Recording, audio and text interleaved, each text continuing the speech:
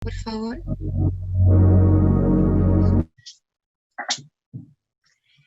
Bueno, buenas noches a todos los presentes. Mi nombre, como dije, es Catalina Melo. Soy encargada del Departamento de Eventos del Centro de Estudiantes.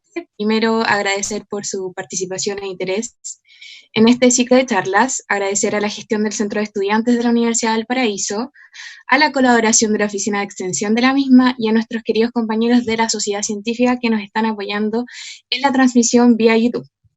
Recordar, deben silenciar sus micrófonos y cámaras, levantar la mano si quieren preguntar al final de la charla o dejar sus preguntas en el chat. Para efectos de certificación, deben ingresar su código entregado vía mail junto al nombre completo en su identificación de Zoom. La asistencia será tomada en un inicio mediante verificación de nuestra parte y al final desde la ronda de preguntas en donde se enviará un formulario para ello.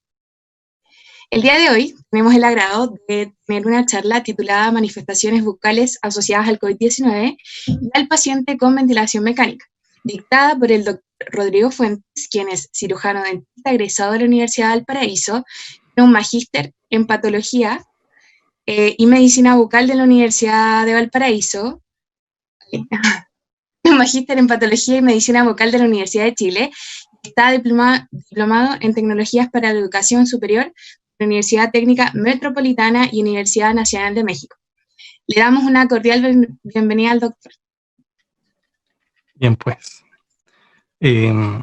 Muy buenas noches a todos. En realidad siempre es grato poder aprovechar esta circunstancia y esta instancia para poder compartir. Y acá me tienen acá en este rato, en esta noche, compartiendo una tarea que me dejó encomendada la directora de este evento. Me pidió que hablara principalmente de lo que era la infección del SARS-CoV-2, ¿cierto? Y también aquellas lesiones que podríamos reconocer en el contexto de lo que era el paciente que estaba siendo sometido a una ventilación mecánica. Así es que eso, digamos, un poco lo que vamos a ir compartiendo en este rato. Y de acuerdo a las instrucciones que tienen en este momento, sería entonces que cualquier duda, cualquier pregunta la vayan formulando dentro del chat y también dentro de lo que sería el cierre de lo que sería esta presentación. Así es que nuevamente agradecido y vamos a partir ya entonces con la presentación probablemente tal. Por si acaso, cada cierto rato yo me voy a estar apareciendo ahí en la esquinita, ahí, vamos a estar ahí saludando. No voy a estar permanentemente para que no me confundan con el virus, pero sí vamos a tratar de cada cierto tiempo estar manteniendo esta parte de la presentación, esta dinámica. Obviamente la idea es poder rescatar algunos conceptos y algunos énfasis que para nosotros va a ser relevante el tener que ir presentando, ¿ya?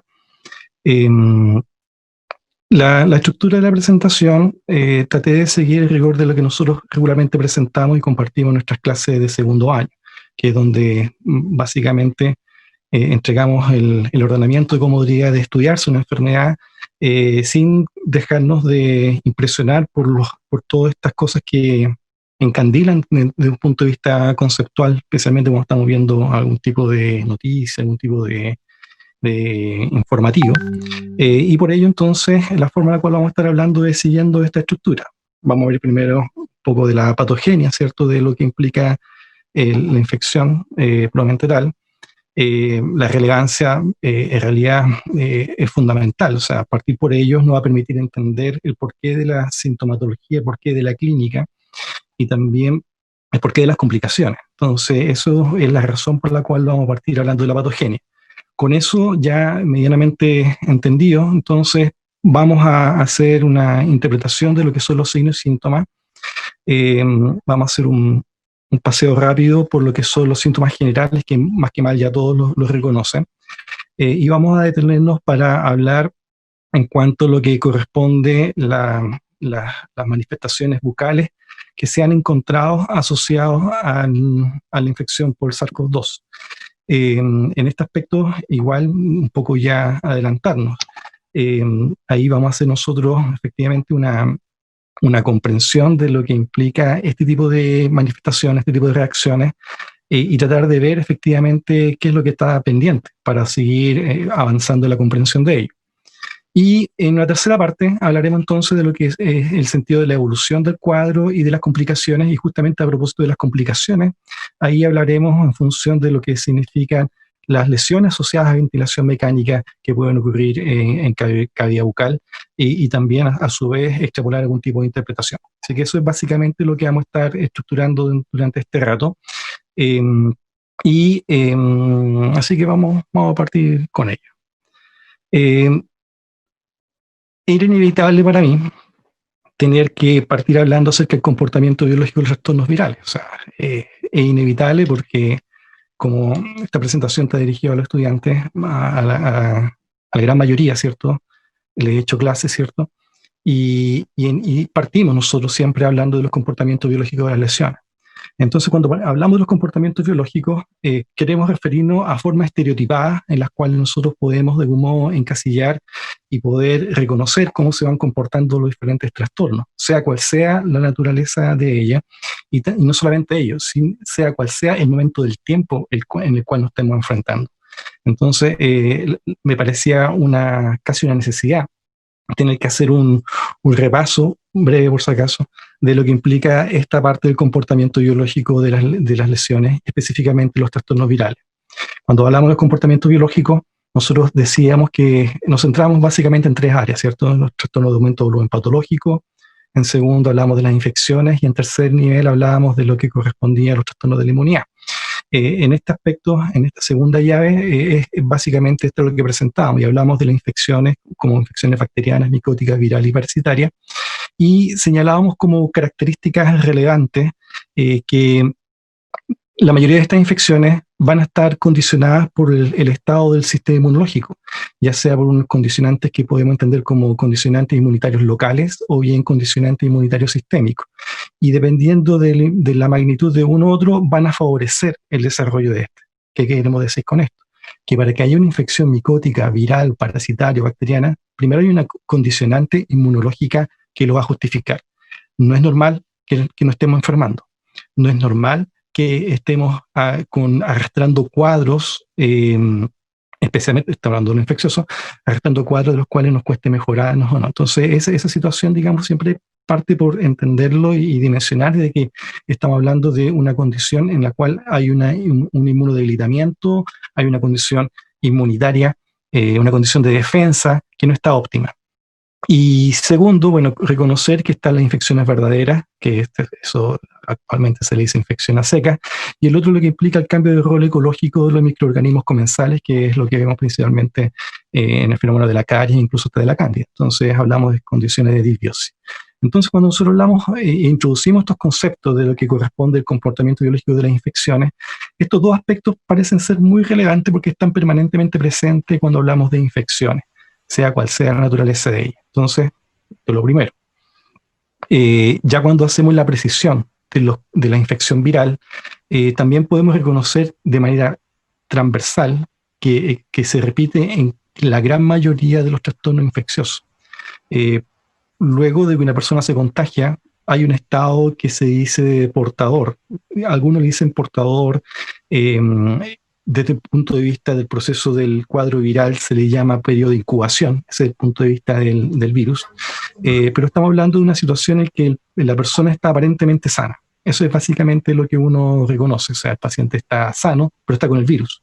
Y esa misma situación hace que sea una persona en la cual esté contagiando o tenga el potencial de contagiar a otros individuos. Entonces, esa es, digamos, una cosa que ocurre en todo. Generalmente este periodo se extiende alrededor de 2 a 10 días, dependiendo de la naturaleza del cuadro viral. En segundo aspecto, es que cuando supera este estado de portador y empieza a manifestar los signos propios de la infección viral, nos damos cuenta de que los signos que regularmente presenta la persona, nosotros regularmente lo catalogamos como de virosis, signos de virosis. Y estos signos de virosis generalmente uno los explica como una gripe fuerte. Malestar, decaimiento, fiebre alta, muchas veces linfadenopatía. Es como una gripe fuerte, una gripe que te botó. Eso es básicamente lo que corresponde a los signos de virosis. Puede ir acompañado de vómitos, puede ir acompañado de diarrea. Y ese periodo dura entre 2 a 10 días, nuevamente dependiendo de las particularidades del agente infeccioso, pero básicamente es lo que nosotros regularmente observamos en los cuadros virales. Y un tercer aspecto que no es menos importante es que en la evolución de estos procesos infecciosos es por naturaleza autolimitante. ¿Esto qué significa? Que una vez transcurrido todo este proceso de sintomático, e independiente de la severidad que pueda ser el cuadro, siempre va a llegar un momento en el cual se va a detener. Entonces, estos tres aspectos se repiten regularmente en todos los cuadros virales. Un estado portador, los signos propios de la infección viral, las manifestaciones sistémicas en torno a ello, y lo que corresponde a esta forma autolimitante que nosotros regularmente. Y en este contexto, independiente de que estemos hablando de una persona que está pasando por estas tres etapas, también hay atenuantes que uno puede reconocer, que son los cuadros subclínicos, es decir, que no se desarrollan con toda la clínica habitual, es decir, las personas que va a estar decaído mediodía o eventualmente tiene un dolor de cabeza como que no lo puede explicar, pero sí con todos los otros signos acompañando, y otros cuadros los cuales van a ser absolutamente asintomáticos, que en realidad un cuadro asintomático es como un no cuadro, ¿verdad? Porque no tiene nada, pero solamente si efectivamente tiene los signos de infección. O sea, tiene el virus, en este caso presente, incorporado, pero de manera asintomática desarrollando la manifestación. Entonces, esto es lo que uno regularmente observa en todo cuadro viral. Y con lo que estoy conversando, obviamente ya podemos hacer la interpretación de todo lo que ya sabemos del COVID y de todo lo que implica las características clínicas ¿Ahora que reconocemos en torno a ella. ¿Sí? Dime. ¿Sí? Ya, vamos a seguir avanzando. Bueno, entonces lo importante es que todos estos elementos clínicos que estamos reconociendo también tienen un comportamiento, una presentación desde la epidemiología que también tiene sus características. Suele afectar principalmente a los menores de edad y también a los adultos mayores. Eso es básicamente lo que uno regularmente observa. ¿Por qué afecta más a los menores de edad? Principalmente porque ellos tienen un sistema inmunológico inmaduro. Entonces, esa, digamos, es la razón por la cual vamos a ver que estos cuadros virales se observa preferentemente en menores de 10 años. Y esto es característico de lo que nosotros vemos y hablamos de las pestes, pues, o históricas, o antiguamente se hablaba de las pestes que llegaban en la edad escolar. Entonces, es habitual que los niños de jardín infantil, de kinder, de los primeros años básicos, estén padeciendo algún cuadro viral en desarrollo. Y el segundo grupo que regularmente se ve afectado corresponde al de los adultos mayores. Pero esto no es por un sistema inmunológico inmaduro, sino que por un sistema inmunológico debilitado. Entonces vamos a tener en esta línea de tiempo, vamos a tener básicamente a estos dos grupos más afectados. Eso no quiere decir que entre medios sí pueda haber gente, jóvenes, adultos jóvenes, desarrollando cuadros virales, pero generalmente ellos van a tener mejores capacidades para hacer frente al problema. Y por otro lado, los grupos que se encuentran en la cola del ciclo de la vida, tanto al inicio como al término, o en la última etapa, quizás podríamos decir, ellos van a tener cierta vulnerabilidad para el desarrollo de este tipo de infecciones. Otro aspecto también que es bastante relevante es reconocer que poblacionalmente esto tiene un comportamiento epidémico, es decir, siempre cuando hay una infección viral, siempre afecta a un grupo, y eso es así. Cuando hablamos de la sarampión, por ejemplo, en los años 80 hubo una epidemia también de sarampión, en otro momento hubo otra epidemia de paperas o parotiditis, entonces son cuadros que también tienen ese comportamiento. Entonces, como ven, en realidad, todas las características que hemos dicho en este rato, todas las características que nosotros hemos estado planteando en este momento, perfectamente podemos extrapolarlo a la clínica del COVID y nos damos cuenta que lo que se ha dicho del COVID, lo que hemos visto del COVID, en realidad no tiene ninguna diferencia con lo que uno regularmente reconoce de los comportamientos biológicos de los trastornos virales, ¿ya? Ahora bien, la clínica definitiva, la clínica final en la cual va a darle toda la identidad a la infección por el virus, está en función del órgano donde se encuentra el receptor con el que es afín. Eso sí es muy importante. Es decir, todo virus tiene una especificidad en lo que implica el proceso de reconocimiento de la célula, y esa especificidad está dada por las características proteicas que tiene el virus y también las características proteicas que tiene la célula blanco, la célula que va a ser objeto de la infección. Y eso es altamente específico. Entonces, si tenemos que el virus tiene por afinidad receptores que se encuentran en la membrana de un epitelio, entonces vamos a tener después la clínica propia de un epitelio infectado. Si este blanco está en el hígado, entonces vamos a tener la clínica propia de una hepatopatía. Y si tenemos el blanco, por ejemplo, en el páncreas, entonces vamos a tener la clínica propia de una infección viral del páncreas. Entonces, y eso al final va a ser lo que va a determinar la complejidad del cuadro, y también lo que va a determinar la severidad por sí misma. Entonces, eso es básicamente lo que uno debería tener permanentemente presente dentro de lo que implica ello. Y por último, que bucalmente, cuando nosotros queremos reconocer un cuadro viral, junto con todas estas características anteriores, malestar, decaimiento, fiebre, sensación de cansancio, toda esta clínica que nosotros regularmente podemos observar, en boca y en piel se van a manifestar como lesiones vesículo ulcerativo, cuando hablamos de mucosa, y vesículo costroso, cuando hablamos de piel. Entonces, esto es lo que uno regularmente podría reconocer en un cuadro viral. Y si yo cambio el título de esta infección viral y pongo infección por COVID, o sea, calza perfectamente, o sea, en realidad no hay ninguna diferencia. Entonces, nuevamente aquí vuelvo a marcar el énfasis, lo relevante de reconocer los comportamientos biológicos de los trastornos. Porque cuando nosotros hacemos esta forma estereotipada de poder reconocer los trastornos, esta forma en la cual nosotros podemos interpretar diferentes cuadros, si hacemos las preguntas correctas, si nos fijamos de buena forma, si reconocemos el comportamiento, la distribución, todos estos aspectos que deben ser parte de una evaluación, de una observación clínica, de una interpretación de lo que implica el análisis del paciente, nos vamos a dar cuenta que tenemos ya herramientas para poder hacer un diagnóstico o una muy buena aproximación al diagnóstico, independiente del año y del siglo en el que estemos, porque esto va a seguir apareciendo, más adelante van a haber nuevas infecciones y no tenemos que esperar a que aparezcan el ministerio entregando un nuevo listado de cuadros, porque en realidad las características se comparten. Entonces, y eso es algo que para nosotros es relevante en cuanto a lo que podríamos reconocer en cuanto a comportamiento biológico. Y así, con este cuadro, es importante también tener presente que muchos de los signos clínicos que nosotros estamos observando se deben al tipo de respuesta que ofrece el cuerpo. Entonces aquí es el sistema inmunitario el que aporta mucho con la fiebre, el que aporta mucho con la destrucción de los tejidos, y eso es por causa de la inmunidad celular. Es decir, cuando hablamos de inmunidad celular, estamos hablando de linfocitos T, estamos hablando de citotoxicidad, estamos hablando de apoptosis, estamos hablando de la linfadenopatía, de fiebre, y muchas de las partes que van en sí a explicar la forma en la cual nosotros podemos observar y ver el cuadro clínico en sí.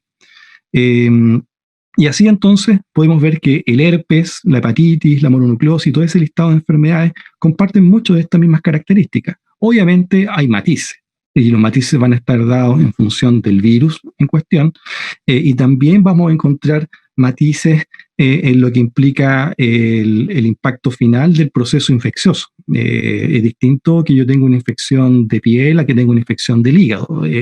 La clínica va a ser obviamente diferente, pero toda esta parte inicial y lo que implica el proceso de recuperación es algo que nosotros vemos regularmente en todos los cuadros. E insistir en el tercer punto, dice evolución autolimitante. Por eso, generalmente, cuando uno hace la pesquisa de este tipo de situaciones diagnósticas, estas condiciones en las cuales el paciente o la persona puede estar afectada, el rol del clínico, primero, es detectarlo, y segundo, acompañar su proceso para que después, una vez transcurrido la historia natural de la enfermedad, la persona pueda ya ser dada de alta. Si nosotros revisamos lo que se ha hecho con los pacientes que se han manejado con el COVID, es eso lo que se hace. Como sea, a veces claro, se complica, está hospitalizado, está con su ventilación mecánica, pero sabemos que eso al cabo de 10, 15 días debe de superarlo, porque así es como responde el cuerpo.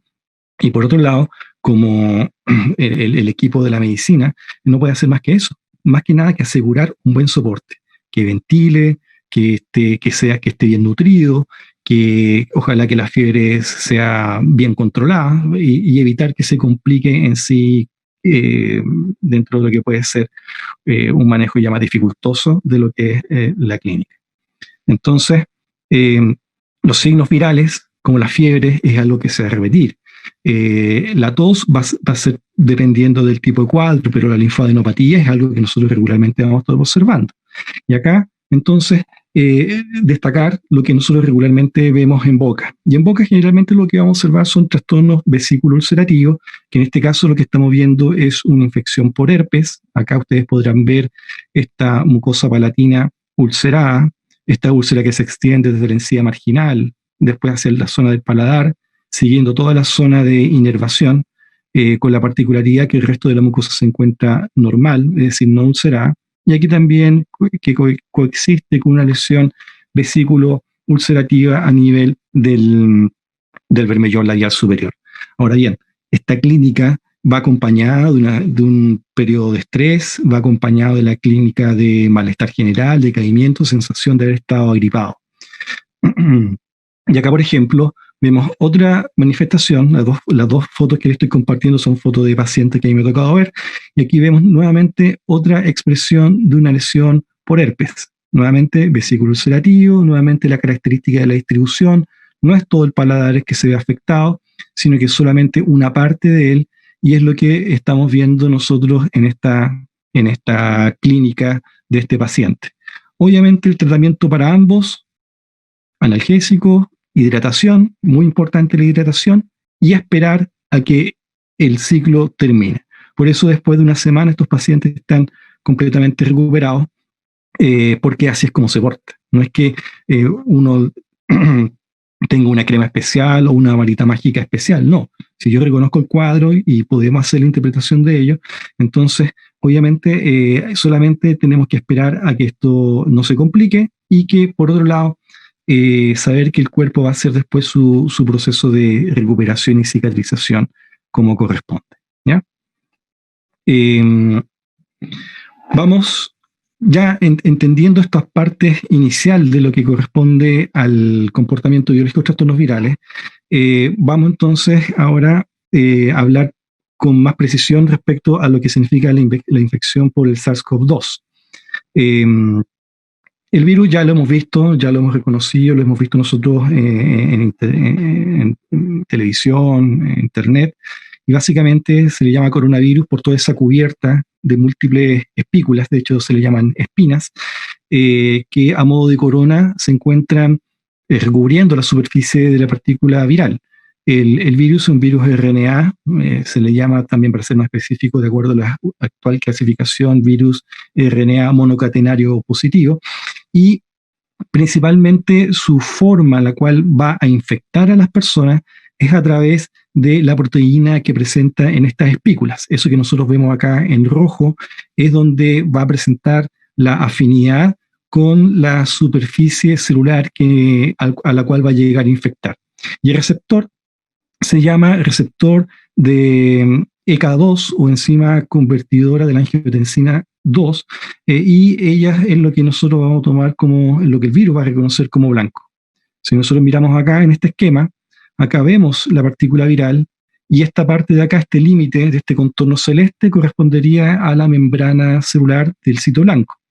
Acá encontraríamos nosotros el receptor de membrana y dado la afinidad que tiene este tipo de virus, va a buscar al receptor ECA2, que es acá que aparece en verde, ¿cierto? La enzima convertidora de la angiotensina 2, y esto, digamos, después va a ser incluido dentro del citoplasma a través de un proceso de endocitosis, y después, como es un virus RNA, va a ocupar la propia maquinaria celular, los ribosomas en este caso, para después producir las partículas virales y generar nuevos virus. Eso es básicamente lo que nosotros vemos. Entonces tenemos un virus específico con una morfología específica, caracterizada principalmente por esta proteína S, que de acuerdo a lo que se ha ido comprendiendo, es la fundamental para iniciar el proceso de infectividad. Y por otro lado, esta proteína S es específica para el receptor que se encuentra, el receptor ECA2, ¿ya? El de la enzima convertidora de angiotensina 2. Ahora bien, ¿qué es lo relevante ahora que entendemos esta dinámica y que esto que nosotros estamos describiendo no es exclusivo de este virus? En realidad, todos los virus proceden de la misma forma, pero lo interesante es reconocer dónde se encuentra este receptor. Y este receptor nosotros lo encontramos en el pulmón principalmente y en el riñón. Siempre para mí es interesante cuando realizo una indagatoria en la literatura, me gusta partir leyendo libros antiguos para ver qué se decía antes de esto. Porque obviamente con el vértigo de lo que significaba la pandemia y tanta dedicación científica que ha habido en torno al tema, obviamente se provoca en estos momentos un avance tremendo, un avance insólito en lo que puede ser el querer estudiar algo, y por ende hay mucho descubrimiento. Pero ¿qué se decía hace 7 años atrás, 8 años atrás?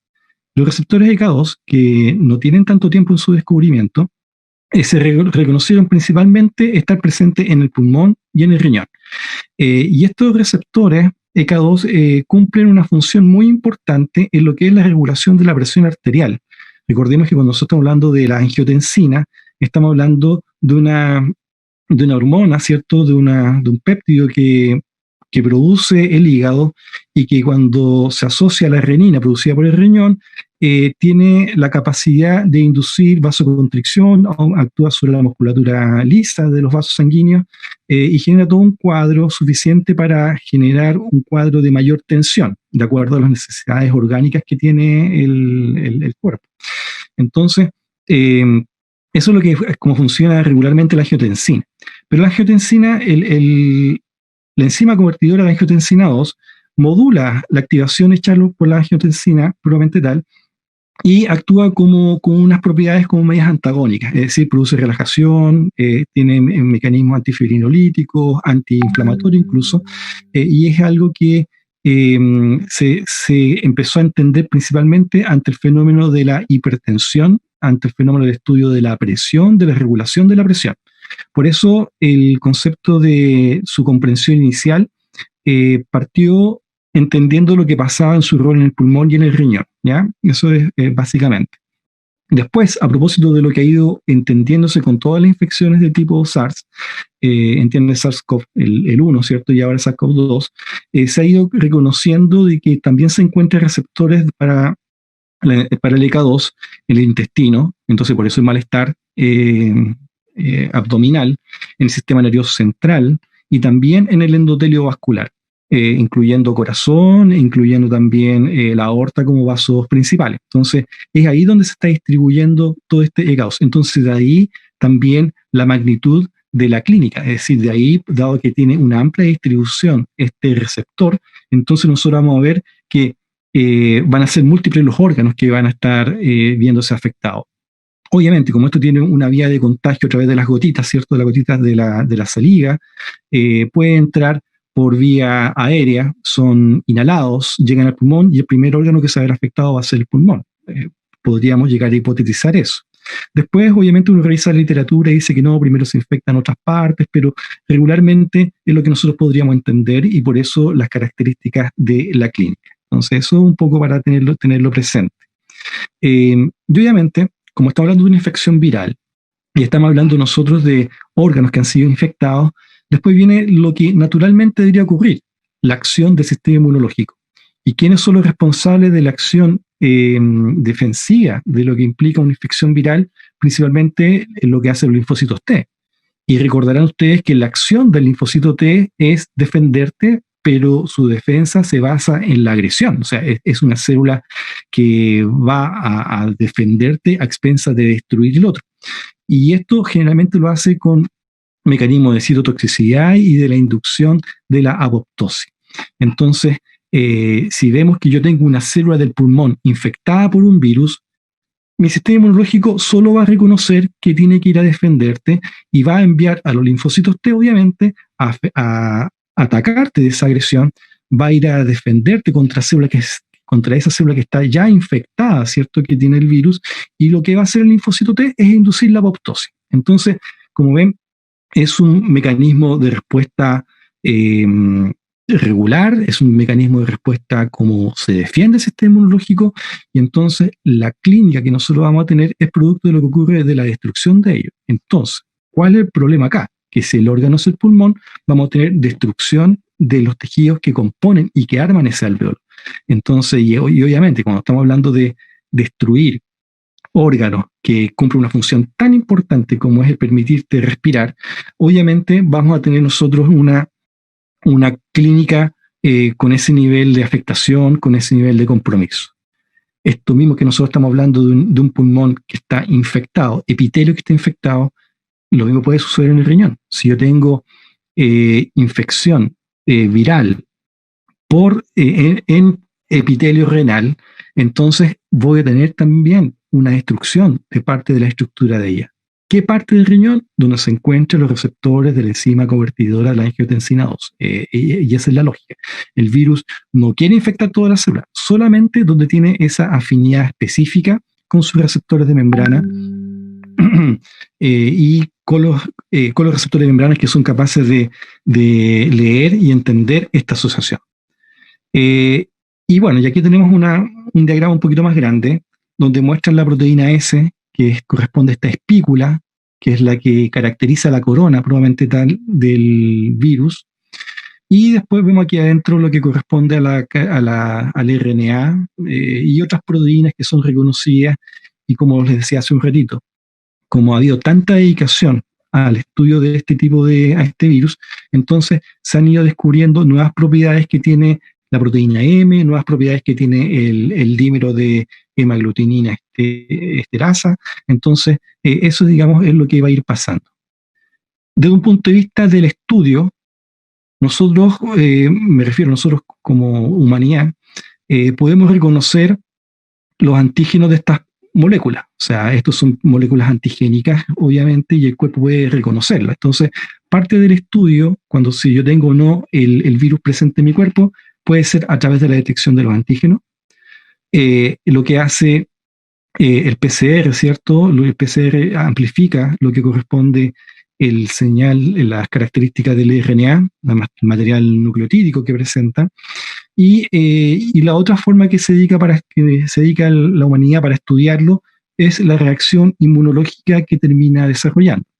Nosotros hace poquito habíamos hablado del rol que tiene el linfocito T, pero recordemos que todo, al final, siempre hay una respuesta tanto humoral como celular. Cuando hay respuesta humoral, hay producción de anticuerpos. Y estos anticuerpos lo que van a hacer es tratar de bloquear esa parte que compone y le da la característica a esta envoltura.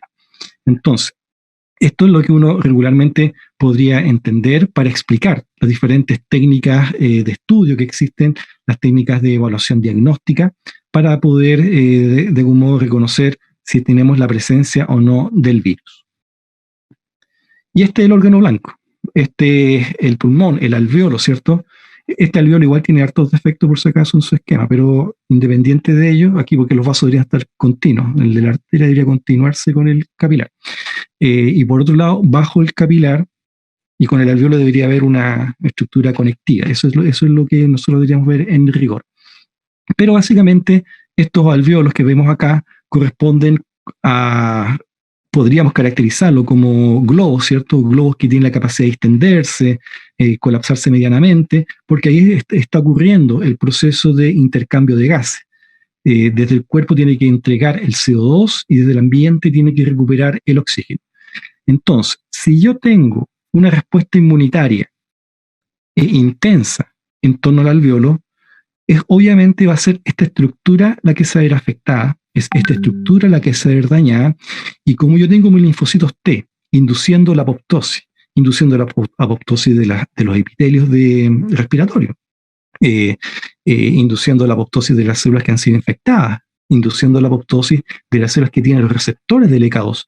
Entonces, nosotros vamos a tener ahí un ataque destructivo desde lo que corresponde al sistema inmunológico. Y como el sistema inmunológico está destruyendo esto, y no solamente destruye este alveolo, sino que destruye el otro y destruye el otro, entonces ahí viene la clínica de esta dificultad respiratoria.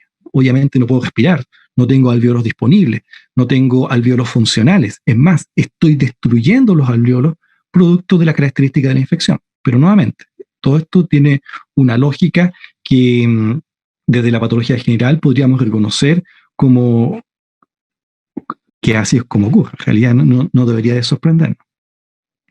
Y aquí tenemos, por ejemplo, un esquema de Robbins donde podemos ver las características de un alvéolo normal. Por ejemplo, acá tenemos nosotros las estructuras epiteliales, las células tipo 1, las células tipo 2, ¿cierto? Que caracterizan el epitelio, y aquí ahí está el aire, el alvéolo, ¿cierto? Ventilando y con el sistema defensivo del macrófago alveolar que se encuentra ahí para destruir en caso de cualquier agresión. Y aquí un capilar. Pero aquí tenemos la condición de destrucción. Acá, por ejemplo, tenemos un ataque inflamatorio caracterizado por estas células, producción de interleuquinas que son mediadores proinflamatorios, y también desechos celulares. Estos desechos celulares obviamente corresponden de la muerte de las células que revisten el alvéolo, y por ende vamos a tener todos estos signos de destrucción celular. Al generar esto una acumulación de partículas en su interior, esto genera después edema que viene del propio proceso inflamatorio desarrollándose acá.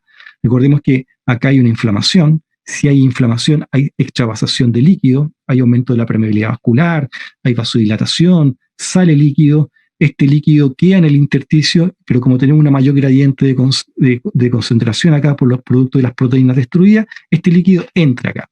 ¿Y cuál es la consecuencia? Aquí vemos otra fotografía, que este alvéolo que está siendo destruido por el proceso inflamatorio empieza a llenarse de líquido. Y este líquido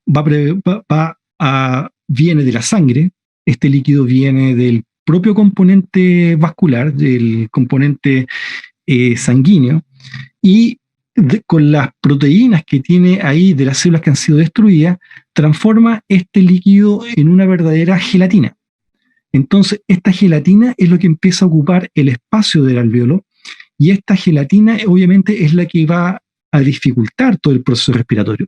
Si nosotros nuevamente tratamos de seguir la idea que esto es un alvéolo y vemos que el alvéolo está siendo destruido por el proceso inflamatorio y está llenándose de líquido, la posibilidad de que este alvéolo pueda cumplir la función de oxigenar el capilar, la sangre que está circulando en el capilar, es mínima, porque el oxígeno simplemente no va a poder entrar.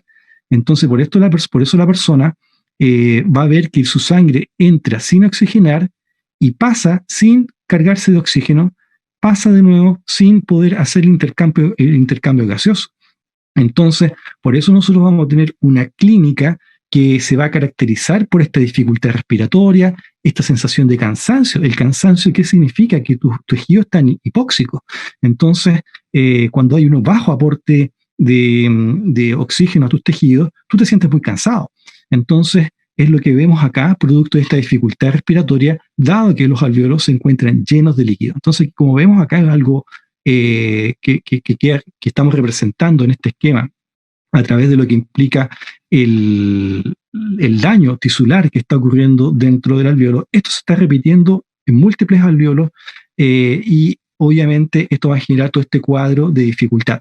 Entonces, cuando vemos que este paciente se está complicando de esta forma, urge darle un apoyo a la ventilación, urge asistirlo para que pueda cumplir con el proceso de respiración, porque si no, obviamente va a llegar un momento en que va a colapsar. Dentro de las particularidades que tiene el proceso inflamatorio que se desarrolla, es que genera también trombos, ¿ya? El hecho de que haya exposición de colágeno en el intravascular, eso activa la cascada de la coagulación, y entonces vamos a tener también ciertos focos de coagulación también dentro del vaso sanguíneo. Recordemos que son finos vasos. Y si tenemos un trombo en un fino vaso, ¿cuál es la consecuencia? Isquemia y necrosis. Entonces, esto es algo que nosotros deberíamos también empezar a extrapolar. Esta fotografía, por si acaso, este esquema, es lo que busca describir de lo que se observa en un problema de una inflamación, una fase exudativa en un alvéolo. Esto no es exclusivo del COVID. hay otras condiciones patológicas que pueden apuntar exactamente esto mismo. De hecho, este esquema lo saqué de un libro clásico de patología y que, como vemos, cumple con todos los criterios que uno observa en el cuadro por el COVID. Entonces, ahí es importante también hacer ese ejercicio permanente. Bueno, ¿y cómo se llama la enfermedad del COVID? SARS-CoV-2. SARS, ¿qué significa? Síndrome de respiratorio agudo severo, ¿cierto? Hay una deficiencia respiratoria severa en ello, y por ende es lo que con esta misma esquema podemos nosotros ya dimensionar de qué se trata. Entonces hay estudios que son bastante evidentes para poder evaluar la condición pulmonar. Acá, por ejemplo, tenemos una radiografía de tórax. Esta sí está citado, ¿cierto?, de un paciente que estaba pasando por el COVID, y vemos todas estas áreas blanquecinas. Aquí se ocupa el concepto de vidrio esmerilado para poder describir esto, y vemos que está todo medianamente con estas radiopacidades difusas que se extienden en ambos pulmones. Hay una zona un poco más oscura, pero en realidad lo que caracteriza es esto. Ahí también se puede evaluar en el TAC, y también incluso está con una ecotomografía torácica. También se puede reconocer un patrón, y este patrón como en rayos es lo que caracteriza a un pulmón comprometido con este nivel. Y acá un poco para entender de otra forma. Esto es lo que se observa en una radiografía de un paciente sano, ¿eh? Sin enfermedad, sin hábito tabáquico, sin nada. Y un paciente que está cursando por el SARS-CoV-2. Entonces, podemos ver, sin tener nosotros entrenamiento, lo que significa evaluar una radiografía de tórax, que con esta comparación podemos reconocer, wow, cómo se observa uno sano y cómo se observa uno enfermo y el compromiso que tiene. Y todo esto, obviamente, explicado por las características del virus, de la afinidad de sus partículas, de la afinidad con el receptor de la enzima convertidora de angiotensina 2, dónde se distribuye estos receptores, y por ende entonces podemos ya explicar la clínica. Obviamente una infección en este tipo de tejido va a reclutar también la natural respuesta, la normal respuesta inmunitaria que se desarrolla ante infecciones virales, que es precisamente con la activación de linfocitos T, citotoxicidad, reacción inflamatoria. Ahora bien, hay un concepto que me parece interesante que se habla en torno al SARS-CoV-2, es que la apoptosis que genera va acompañada de una reacción inflamatoria. Y eso, cuando uno describe el concepto de apoptosis, uno justamente hace énfasis de que esto no tiene inflamación. La apoptosis no trae inflamación, pero en el caso de esta infección sí viene acompañado, y por eso se le llama piroptosis. Entonces es el concepto modificado, o sea, tenemos la necrosis, tenemos la apoptosis, y ahora se presenta este nuevo concepto que es de la piroptosis, que sería una apoptosis con proceso inflamatorio acompañado. Y un segundo concepto que también que es particular acá, es que se habla de una cascada de citoquinas, es decir, hay una tormenta de citoquinas que se libera, y esa misma tormenta de citoquinas es lo que genera y va complicando el cuadro dentro de lo que es la particularidad de la infección por el SARS-CoV-2. Entonces, estas citoquinas, como habíamos mostrado acá, son los que explican mayormente la destrucción de los tejidos, la perpetuación de la respuesta inflamatoria, la activación de procesos de coagulación, y al final lo que vamos a reconocer como la clínica de esto. Y como está ocurriendo una tormenta de citoquinas, ante esa tormenta obviamente la reacción va a ser mayor. ¿De qué va a depender al final que una persona desarrolle o no esta tormenta? Va a depender de la característica de su sistema inmunológico basal, va a depender de qué tan deteriorado se encuentra al momento de la infección en su primer contacto, y con ello entonces vamos a ver que la respuesta también es diferente. Ahora bien, igual tengamos presente que esto es un cuadro que está en estudio, esto es un trastorno que está en intenso estudio, y semana a semana aparecen nuevos antecedentes que hacen modificar la comprensión de la patogenia, hacen entregarle más elementos de precisión, y de ello también es relevante reconocer que esto también está en un proceso bastante dinámico en lo que es ir profundizando en la comprensión de ella, ¿ya? Entonces ya entendía un poco lo que significa esto de los comportamientos biológicos de la infección viral y reconocía también esto de las características de la patogenia. Entonces vamos ahora a hablar y describir elementos en torno a lo que corresponde los signos y síntomas que podemos observar. Y de los signos y síntomas voy a pasar de manera muy rápida los signos generales: fiebre, tos seca, dificultad para respirar, sensación de cansancio y dolor muscular. Entonces, muchos de estos ya los podemos empezar a explicar por lo que acabamos de describir en cuanto a lo que implica la característica de una infección viral, la tormenta de citoquinas y también todo lo que implica la respuesta, lo que va a ser la respuesta individual. Pero la dificultad para respirar es el signo principal, la fiebre, la tos seca y el cansancio y dolor muscular. Si revisamos esta fotografía que habla de dolor musculares, dolor de cabeza, fiebre alta, tos, vómito y diarrea, este era un afiche que buscaba poner en advertencia en cuanto a la sintomatología de la gripe aviar. Esa gripe que se dio hace ya cerca de 10 años atrás y que también tuvo un componente epidémico y que también puso en alerta a todo el sistema y a todo el planeta. Pero como ven, los signos clínicos se vuelven a repetir. ¿Por qué? Porque es un cuadro viral. Entonces, no estamos hablando de signos que son absolutamente exclusivos. ¿Qué es lo llamativamente más particular? El nivel de compromiso pulmonar, que ya lo estuvimos describiendo hace un ratito. Acá tenemos el cuadro que pone el MinSal, ¿cierto? Donde pone fiebre sobre 37.8, tos, dificultad para respirar, dolor de garganta, dolor de cabeza. En caso de tener dificultad para respirar, acuda a un médico. Entonces, como vemos, estamos hablando de una clínica que es regular, que es característica, pero esto no hay nada particular o exclusivo de lo que puede ser una infección por SARS-CoV. Entonces, ahí hay que hacer la distinción entre lo que implica uno y otro. Ahora bien, si hay dificultad para respirar, o sea, eso te obliga sí o sí a ir al médico igual, o sea, en realidad no hay que discutirlo. Ahora bien, y con toda esta tremenda introducción que hemos estado desarrollando, para explicar los aspectos de la enfermedad y de los cuadros virales, vamos a compartir lo que hemos encontrado en torno a lo que son las manifestaciones bucales asociadas a la infección. Y en esto solamente han salido 2 artículos, de los cuales en realidad uno es un artículo bastante a medias, porque en realidad es solamente un atlas, ¿ya? Es un atlas que se compartió respecto a trastornos, a las manifestaciones cutáneas que pueden encontrarse en torno al COVID-19, y el otro es más que nada, yo creo que un documento bastante simple que buscaba reunir las características clínicas que podrían observarse en torno a ello. En el primer texto, que fue publicado en abril, pude poner aquí estas características de las lesiones que se encontraban en la piel, pero esto corresponde a la piel de la espalda, donde se describía la presencia de estas lesiones enrojecidas, puntiformes, que daban cuenta de ser más bien de un proceso vesículo ulcerativo, en este caso vesículo costroso, dado que es piel.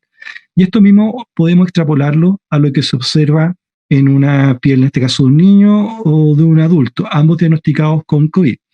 Entonces, podríamos decir que las manifestaciones cutáneas en la región facial, la región corporal, asociadas a la infección de COVID, ¿se tratan de infecciones vesículos costrosos? Podría ser, puede ser, pero no dista mucho de lo que uno observa en otras infecciones virales. Lo importante es que es un signo que nos apunta hacia ello.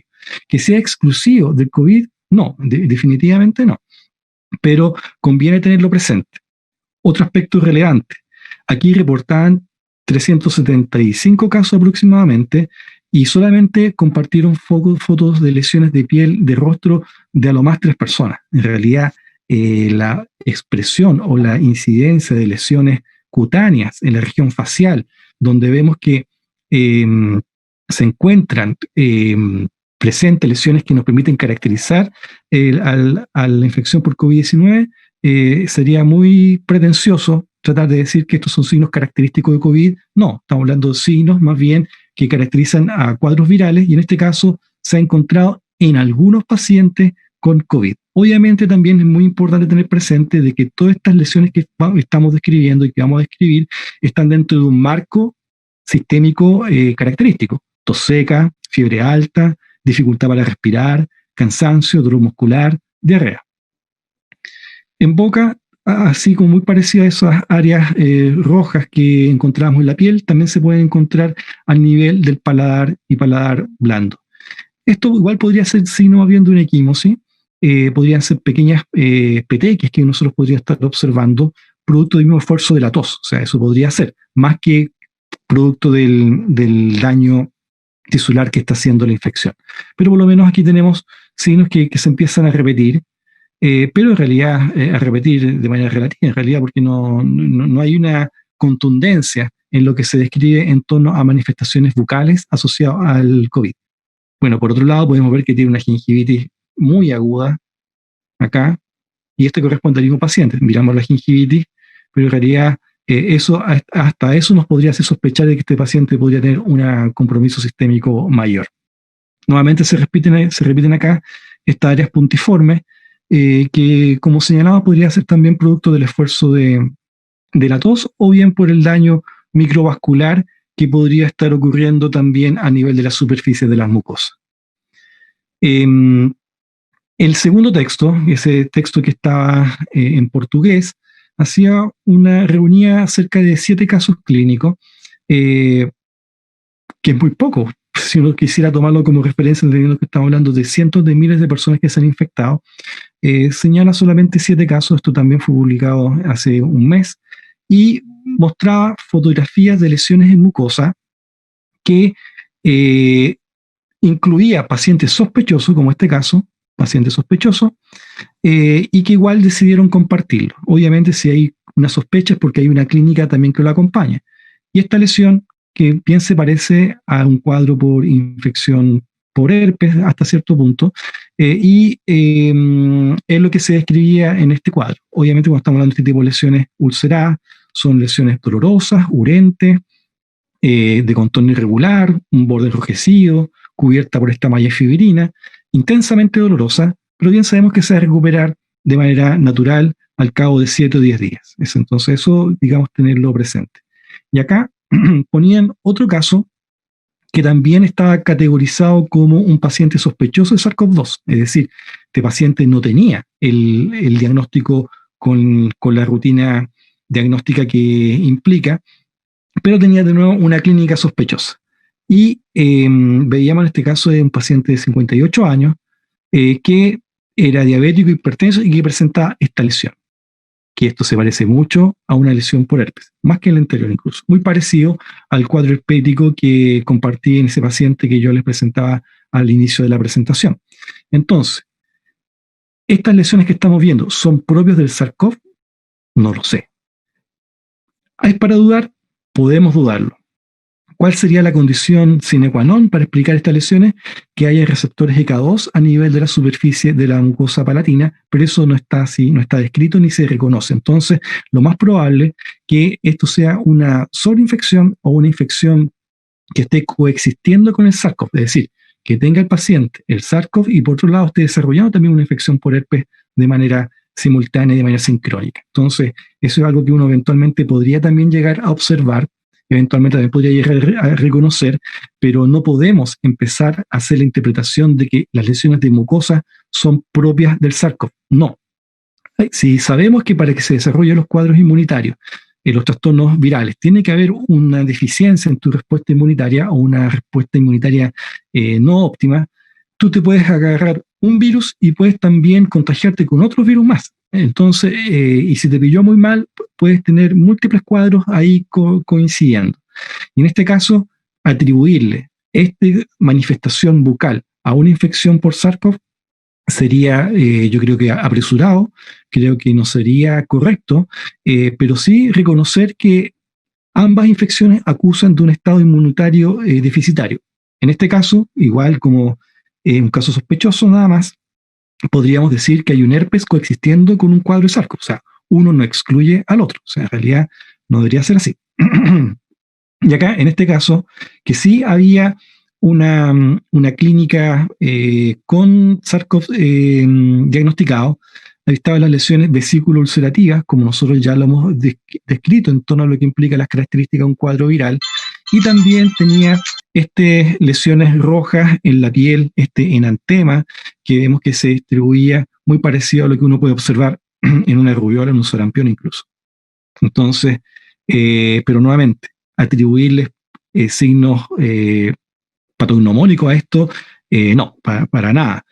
Sino que todas estas lesiones que estamos viendo han sido hallazgos ocasionales, hallazgos esporádicos, hallazgos que también dentro de la patogenia no tienen tampoco un sustento fuerte, porque bien deberíamos saber de que para que ocurran lesiones debería haber esta afinidad molecular entre la superficie y los receptores de K2 que la mucosa bucal no se han descrito, a excepción en algunas partes de la lengua. Y aquí, en cuanto a los síntomas, destacar lo que implica el concepto de la anosmia y la hiposmia, esta dificultad para percibir los olores, y la ageusia y la digeusia ante esta dificultad para reconocer los sabores. Los estudios han estado dirigidos más a explicar la anosmia, es decir, los problemas de percepción de los olores. Ahora bien, todos sabemos que cuando tenemos comprometido el olfato, dejamos de percibir los gustos. Eso es algo que es así de directamente asociado. Entonces, discriminar en que si es una anosmia y una ageusia sincrónica o es una ageusia posterior a la anosmia es algo que también cuesta discriminar. Los estudios han hecho la separación de cuántos ageusia está asociado a la anosmia y cuántos ageusia se ha dado de manera aislada. Y la estadística le da un porcentaje relativamente bajo, alrededor del 30% de ageusia asociada, pero en realidad también se describe en esa misma respuesta de que el paciente no se fijó, se había perdido el olfato. O sea, eso también es algo que puede eventualmente darse ante una dificultad de la conciencia de los síntomas que el paciente puede estar desarrollando. Pero la anosmia y la hiposmia es algo que se repite. Ahora bien, ¿qué es lo particular? Que a propósito de esta misma sintomatología, se encontraron que había receptores K2 también presentes a nivel del sistema nervioso, específicamente el sistema nervioso central, a nivel de ciertas neuronas, ciertas glías, y que también pueden de algún modo explicar ciertos cuadros de confusión, cuadros que pueden dar deterioro o acusar algún tipo de deterioro de la función cognitiva, y que eso también sería dado a la presencia de estos receptores EK2 en la fisiopatología y en la patogenia del trastorno. Entonces, más que la ageusia es la anosmia. Y como compartimos por proximidad signos y síntomas, dado que estamos en esa parte trabajando, entonces igual convenía tenerlo presente. Acá está un poco lo que se explica. Aquí tenemos un bulbo olfatorio normal. Esto corresponde a la mucosa respiratoria y tenemos un epitelio cilíndrico pseudoestratificado, ¿cierto? Los cilios, los acinos glandulares. Y acá estaría entonces en verde la presencia de las partículas virales. Entonces estas partículas virales irían principalmente a alojarse a nivel del bulbo olfatorio y con ello entonces explicarían esta anosmia.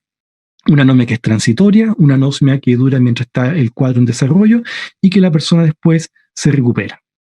Entonces, si nosotros tuviéramos que hacer una síntesis de todos los signos y síntomas que giran en torno al COVID, tenemos la anosmia, la fiebre alta, linfadenopatía, y todo ello ya podemos encontrar elementos para poder explicarlo, para poder de algún modo justificar esa clínica. Y todos estos otros malestares, la diarrea es un síntoma que se da producto que también se han encontrado receptores EK2 a nivel de la mucosa intestinal. Y acá abajito puse un cuadro de los signos que se pueden encontrar dentro de los parámetros hematológicos. La linfopenia, la trombocitopenia, desórdenes de coagulación, también pueden ser pesquisados dentro de un hemograma. Pero nuevamente, aquí lo que importa siempre es entender el cuadro en sí. O sea, no debemos ir a buscar la úlcera en boca. Uno tiene que ver el contexto. Toda esta sintomatología general, toda esta clínica global, el malestar, el decaimiento, fiebre, la tos seca, las lesiones vesículo-ulcerativas, las lesiones vesículo-costrosas, y un examen de sangre que va a ser coherente con la linfopenia, trombocitopenia, desórdenes de coagulación. Entonces, ¿qué es lo relevante? Nuevamente, cumplir todas las etapas del método diagnóstico. Entender la etapa de la pesquisa de antecedentes, hacer la evaluación clínica, juntar esta historia clínica, hacer el planteamiento hipotético en el caso de que nosotros creamos que hay una sospecha de un cuadro como el COVID, pedir los exámenes complementarios o hacer la derivación pertinente para después, por último, resolver en la precisión del diagnóstico. Así es que eso en cuanto a lo que implica la comprensión de los signos y síntomas. Y la última parte que queríamos revisar corresponde a esto de la evolución y las complicaciones. Y acá este gráfico me parece muy, muy bonito, muy bueno que podamos reconocerlo, porque de algún modo nos explica las 4 posibilidades que se pueden reconocer dentro de la clínica. Un paciente asintomático, más bien un caso asintomático, un paciente con síntomas de medianos a moderados, un paciente con síntomas severos y un paciente crítico. Y aquí en esta misma tabla aparecen los porcentajes. El 30% de las personas que se infectan por el COVID no tienen ningún tipo de sintomatología, ninguna. Un 30% no es despreciable. El 55% va a tener síntomas leves a moderados y solamente el 15% requiere de asistencia, ya sea porque está en una condición de sintomatología más severa o porque es un paciente crítico. Bien, pues entonces estaba yo explicando de lo que implicaba el valor de esta tabla, que nos entregaba esta distribución epidemiológica de los diferentes tipos de casos que podemos enfrentar o reconocer o compartir en realidad, porque en realidad nosotros compartimos con ella, donde el 85% no va a requerir de asistencia médica, el 85%, y solo el 15% va a requerir entonces de algún tipo de asistencia, ya sea porque sus síntomas son más severos o bien porque hay una condición más crítica que va a corresponder a ese 5%. Entonces, cuando hablamos de ese 5%, estamos hablando de ese paciente que está con ventilación mecánica invasiva. Son estos pacientes que vemos conectados con todos estos tubos y mangueras, y ese, digamos, corresponde a ese 5%. Por eso, la estadística, cuando dicen que tenemos 5.000 nuevos infectados, que tenemos 50.000 personas con el cuadro, tenemos un grupo importante que en Chile, de acuerdo a la estadística que comparten, ¿cierto? 40%, 50% de estado de alta, un porcentaje se encuentra asintomático, y tenemos 1.400 hospitalizados, y de esos 1.400 hospitalizados, tenemos también 300 conectados a ventilador mecánico. Entonces, esto se debe principalmente a esta distribución que estamos viendo nosotros acá en esta estadística. De los dos primeros grupos, de los asintomáticos, los que tienen síntomas moderados nomás, el 100% se recupera. En realidad no va a ser más que una pesada gripe, una gripe desagradable, algo que fue muy fuerte, pero eso te va a pasar. Y de los pacientes severos, el 15% puede llegar a fallecer, y en el caso del paciente crítico, ese paciente que llega a ser intubado, el 50% fallece. Entonces eso, digamos, es lo que acusa y muestra acá esta tabla, que como les planteo, es una muy buena tabla. Aquí aparece nuevamente el concepto de la hospitalización y del requerimiento de un tipo de ventilación mecánica. Y también lo que va a implicar la característica de la oportunidad de respuesta inmune. Las personas sanas tienen su sistema inmunológico competente e inmediatamente el sistema inmunológico va a reaccionar para defenderte. Y en los otros va a haber aparentemente una respuesta un poco más tardía, y por eso el cuadro se va complicando de manera progresiva a medida que pasa el tiempo. Esta es una curva que describe los cambios de niveles de anticuerpos, y siempre se parte con IgM porque así reacciona el cuerpo, siempre produce IgM y aparece tempranamente. O sea, ya al día 7 tú ya tienes inmunoglobulina circulando, y que son los que se pueden de algún modo pesquisar. Aquí está el síntoma de la fiebre, el signo de la fiebre, y después el IgG, que esa es la secuencia regular que existe para cómo el cuerpo reacciona para producir su inmunoglobulina, pensando en una respuesta inmune humoral. Y acá otro esquema, que es una infografía, ¿cierto?, que ilustra más o menos de la cantidad de pacientes o de las personas infectadas por COVID, cuántos van a requerir del total estar en esa condición de hospital. Entonces, esto es básicamente un esquema que de algún modo nos muestra la caricatura de cómo poder entender una infografía bastante sencilla, pero también nos dice la relación entre el volumen de personas afectadas con las personas que están ahí en requerimiento de una acción hospitalaria. Y aquí tenemos otra infografía que recrea con ilustraciones nuevamente lo que implica el proceso de infección, desde el día 0 y el tiempo. De 2 a 14 días va a estar este proceso de incubación asintomático, después los síntomas leves, la neumonía, que te puedes mejorar, pero en realidad, nuevamente, el ciclo se va a extender alrededor de los 20, 25 días, dependiendo de las particularidades, pero nuevamente rescatamos lo que señalamos inicialmente. Los cuadros virales son autolimitantes. Autolimitante significa que tienen un periodo y tienen un desenlace, y de ahí te tienes que mejorar. Dado la severidad que tiene el COVID, obviamente ese punto final va a ser una mejoría o va a ser el fallecimiento. Y eso es, digamos, lo que tiene a todo el planeta complicado y preocupado. Pero este es un esquema que ilustra bastante bien. Pero ¿cuál sería mi consejo? Más que aprenderse este esquema, es aprenderse este otro. Yo creo que es un muy buen esquema, nos pone una competencia más bien de interpretación más próxima a lo profesional y que de algún modo sí sintetiza bastante bien las diferentes formas en las cuales nosotros podemos estar enfrentando esta clínica, esta complejidad de síntomas, esta complejidad del manejo y entender también lo que significa el riesgo de lo que es salir de un cuadro crítico. Y también esto aterriza las expectativas. Nosotros entramos en cuarentena aquí en la región, no sabemos de cuántos tenemos COVID, no sabemos cuánto vamos a ser hospitalizados, no sabemos cuánto vamos a llegar a la condición crítica. Y saber que esas condiciones críticas, de acuerdo a la estadística, el 50% sale bien, el otro 50% no.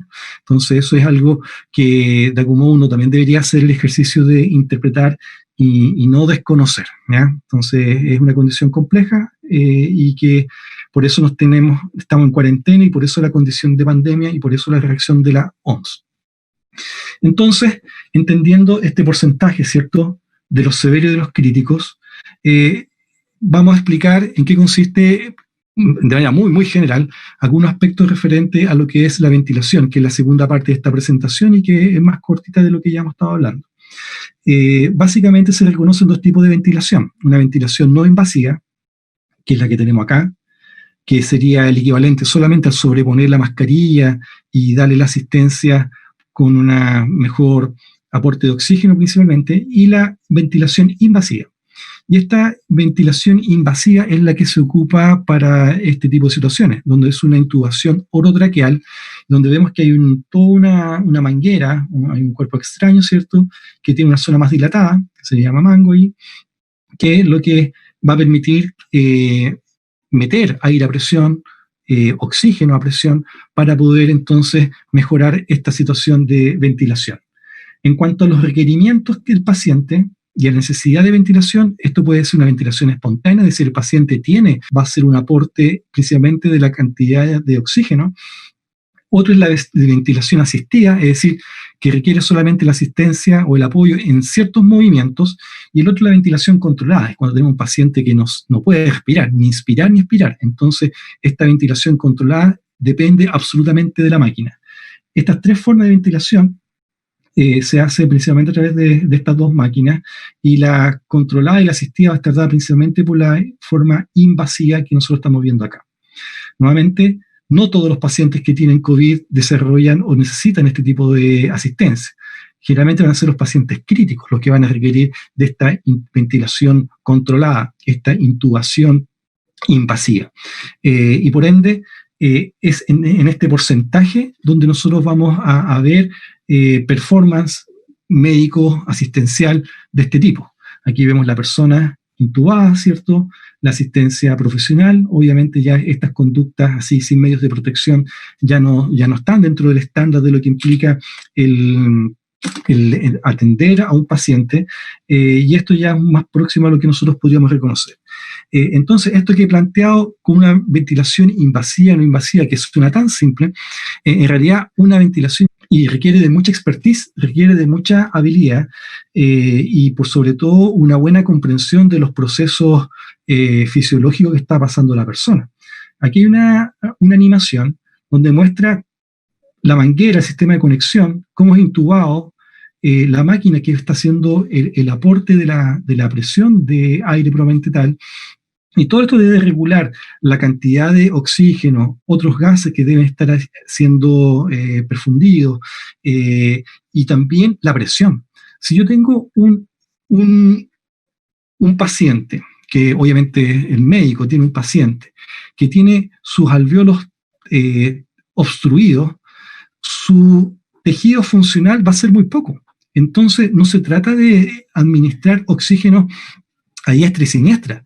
Está en función de la capacidad pulmonar que tiene el paciente, está en función del diagnóstico que tiene el paciente. Entonces no es llegar y enchufarle una máquina, en realidad depende de un montón de parámetros y eso mismo hace que sea tan sofisticado y el personal que tiene que manejarlo tiene que ser altamente capacitado y entrenado.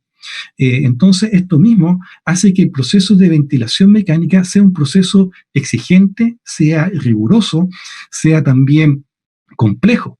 Y ahora, ¿cuál es el problema que estamos teniendo? Es que en todo el planeta, como hay una alta demanda de ventilación asistida, como no hay una alta demanda de pacientes que requieren este tipo de cuidado, está llegando gente que tiene poca práctica. Objetivamente tiene muy poca práctica. Obviamente la práctica la va a ganar a medida que atienda más pacientes, pero eso tiene un costo. El costo significa los problemas que el paciente se queda o sobrelleva mientras está en esta condición de coma inducido y que solamente va a depender de la máquina. Pero si uno no tiene experiencia en manejar esto o tiene un entrenamiento muy básico o tiene ignorancia en esto, y aquí llegamos ya en otros aspectos que son más delicados, podemos perfectamente estar haciendo una mala operación con el paciente y obviamente vamos a tener consecuencias que pueden ser muy severas y muy complicadas. ¿Qué complicaciones se hablan en torno a al problema de la asistencia de la ventilación invasiva?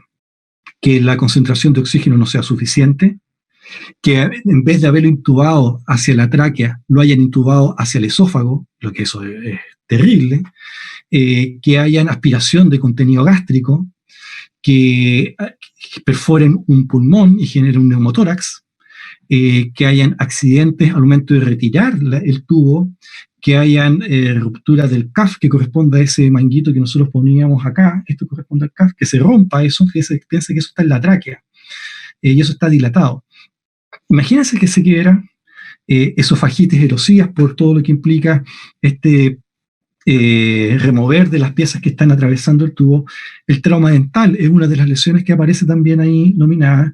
El laringoespasmo, que eso ocurre principalmente como una acción refleja de contracción de la laringe, producto de estos intentos de intubación. Muchas veces la intubación no ocurre a la primera acción, requiere de 1, 2, 3, 4 intentos y la laringe no resiste y se contrae. Obviamente eso trae dificultades probablemente tales para completar el proceso de intubación y otros problemas como la arritmia, la hipotensión y aspectos de ese tipo. Entonces, aquí tenemos una gráfica donde muestra más o menos la distribución de los problemas que hay. El principal problema consiste en la desaturación, es decir, el bajo aporte de oxígeno, y eso se da sobre el 50% de los casos. Y aquí podemos revisar entonces en esta estadística que todos tienen una distribución, bien, la intubación esofágica. En el 30% se intuba mal. Y eso es terrible. Y en el caso de los traumas dentales, están por aquí abajito. Trauma dental y roja está por acá abajo que apenas se ve. En realidad, de los traumas, de las lesiones ocurridas en boca, son pocas.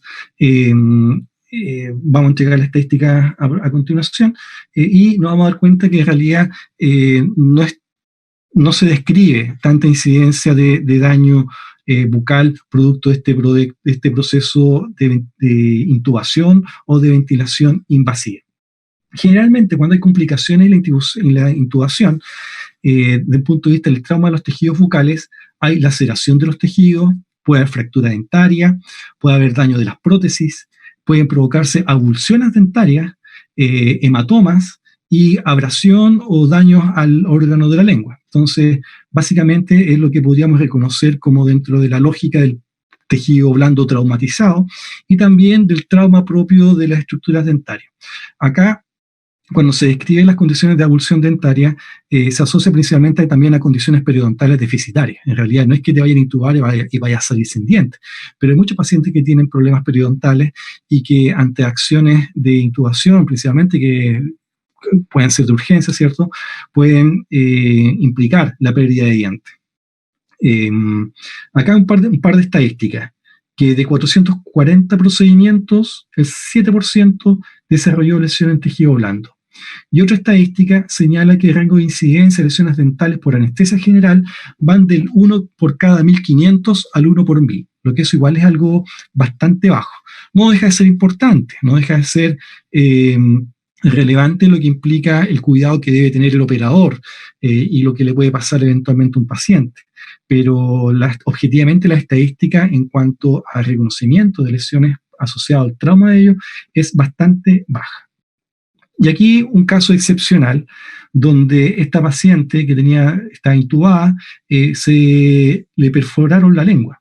Lo que estamos viendo acá es la base de la lengua, en la región posterior de la lengua, perforada al momento de intubarlo. Y la intubación, por otro lado, igual llegó a la tráquea. En realidad cumplió el objetivo de intubarlo, pero con este accidente, que realmente es muy excepcional, pero es lo que aparece reportado dentro de la literatura. Nuevamente, cuando vemos el problema de la intubación, el listado es bastante largo, hay estadísticas que son bastante relevantes, al momento, por ejemplo, de reconocer la condición de bajo aporte de oxígeno o intubación esofágica, son cuadros que son acciones o complicaciones que están ahí presentes. Y hay otro tipo también de complicaciones asociadas a la ventilación mecánica. El valotrauma, la atelectrauma y el biotrauma se refieren principalmente cuando los aportes de oxígeno o la presión que está siendo administrada no es la correcta.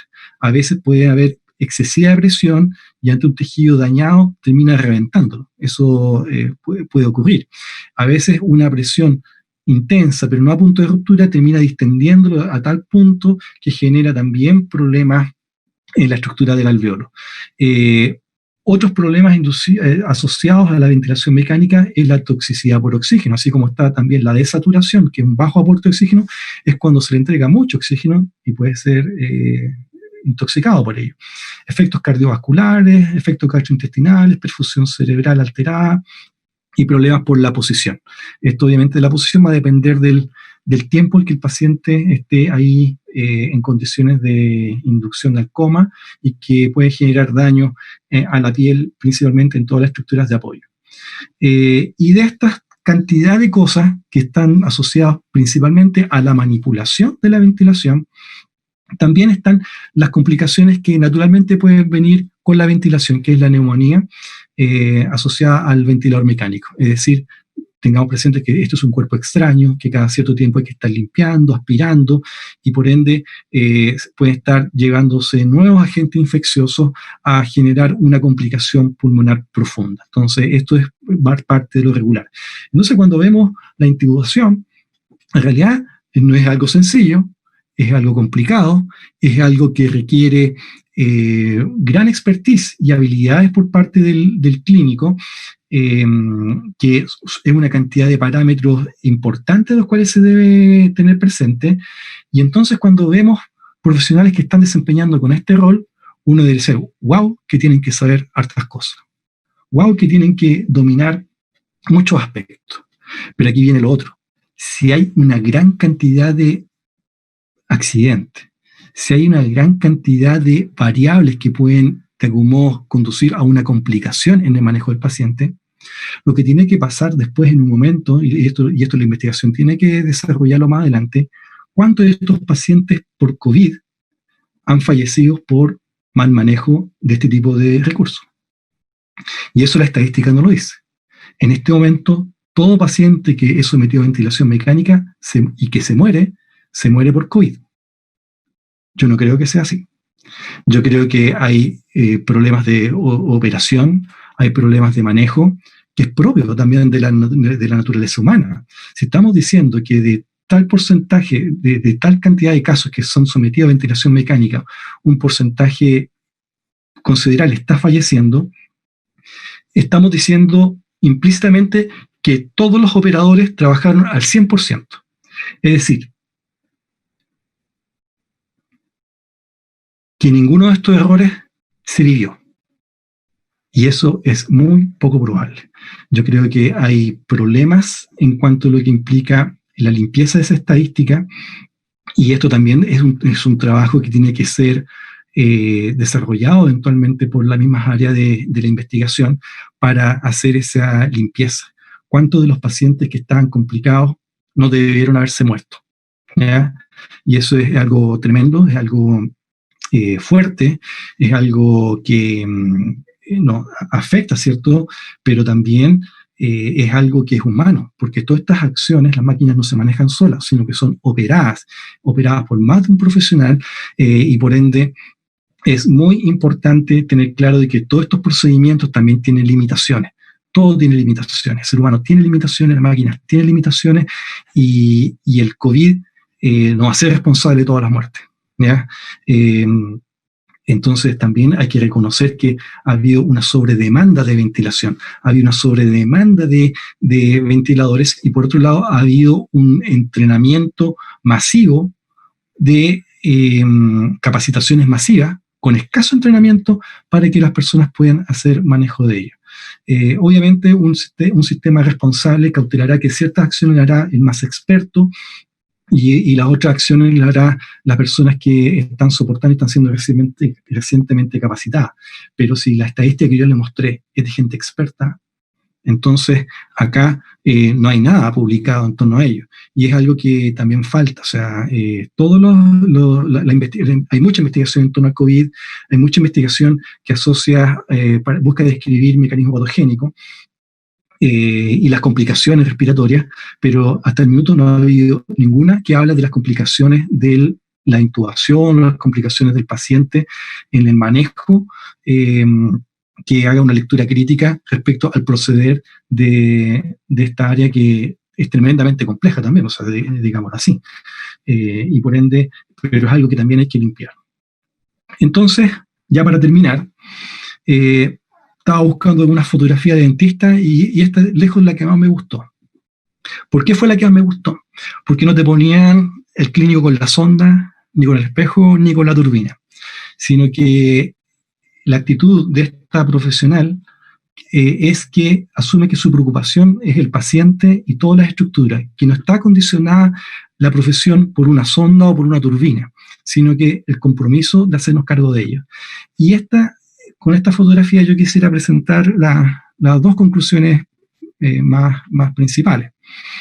Entre ellas, ¿cierto?, reconocer de que ha habido una literatura incompleta, ha habido una literatura escasa en torno a lo que implica el reconocimiento de las manifestaciones vocales que puedan encontrarse y verse en el territorio bucal y maxilofacial en torno a los pacientes COVID. Ha habido una literatura escasa también producto de cómo se entiende la odontología y cómo el odontólogo vive su profesión. En realidad, lamentablemente no es habitual tener dentistas dentro de un hospital. Y cuando son parte de un hospital, se meten en un rincón y se quedan ahí, ojalá con la mínima interacción posible. En realidad, el profesional dentista debe involucrarse en ello, debe estar vigilando a estos pacientes, viendo a estos pacientes en el ámbito de las competencias profesionales que le corresponden, que es la salud bucal, que es el cuidado de las infecciones periodontales, de la infección dentaria, de las lesiones que pueden ser asociadas a virus, cáncer, etcétera, etcétera. Entonces uno debería ser parte del equipo de evaluación. Así como van a hacer rondas médicos, enfermeras para hablar cómo están los pacientes, deberíamos hacer dentistas también rondas hospitalarias para ver cómo está la salud bucal y ver cómo incide una boca deteriorada en la condición sistémica. Y eso en el área de la medicina periodontal lo tiene bien estudiado, especialmente con los problemas cardiogénicos, problemas de infarto u otros trastornos o problemas como parto prematuro. en el caso de la salud bucal, debe incidir también en la calidad de esas infecciones pulmonares profundas. Una boca séptica, una boca llena de infección severas que eventualmente pueden estarse desarrollando, van a condicionar obviamente el proceso que uno tiene que ocurrir. Piensa que esos tubos atraviesan la boca. Es muy distinto que sea una boca en buenas condiciones a que sea una boca en muy malas condiciones, porque ese tubo va a llegar a esa vía respiratoria más profunda. Entonces, ahí es algo que nosotros deberíamos tener. Entonces, la primera conclusión es eso, en cuanto al rol del odontólogo. Segundo, en cuanto a lo que implica las manifestaciones clínicas, en realidad, tanto asociadas al COVID como asociadas a la intubación, son esporádicas, no distan mucho de lo que uno eventualmente podría observar en cualquier infección viral, y también no dista mucho tampoco de lo que podría entenderse de lo que es un cuadro o una virosis en sí. Y las complicaciones asociadas a la ventilación estadísticamente son bastante bajas. La estadística mayor habla de un 7%, otros hablan del 1 al 2 por mil. Entonces, en realidad, de acuerdo a lo que se reporta en literatura, es bastante baja. Pero nuevamente, sería interesante que hubiese un dentista viendo cómo entra el paciente y cómo sale el paciente, solamente para constatar este modelo de atención más integral, y que ahí a la odontología en sí, a la odontología planetaria, nos falta todavía dar ese paso. Y por ende, ahí siempre hay áreas en las cuales tenemos que seguir construyendo como profesionales y dando el aporte a lo que implica este manejo más holístico, más completo de lo que corresponde a la salud en general, ¿ya? Y con esto entonces estamos terminando nuestra presentación, donde quisimos hablar principalmente de lo que eran las manifestaciones bucales asociadas a la infección al SARS, con todas estas atenuantes que hemos descrito, y también lesiones asociadas a la ventilación mecánica.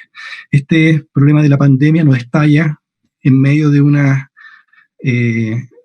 en medio de un problema social que nosotros en Chile estábamos desarrollando y que veníamos arrastrando desde octubre, y tenemos justamente esta sobreposición de fenómenos sociales y fenómenos de salud.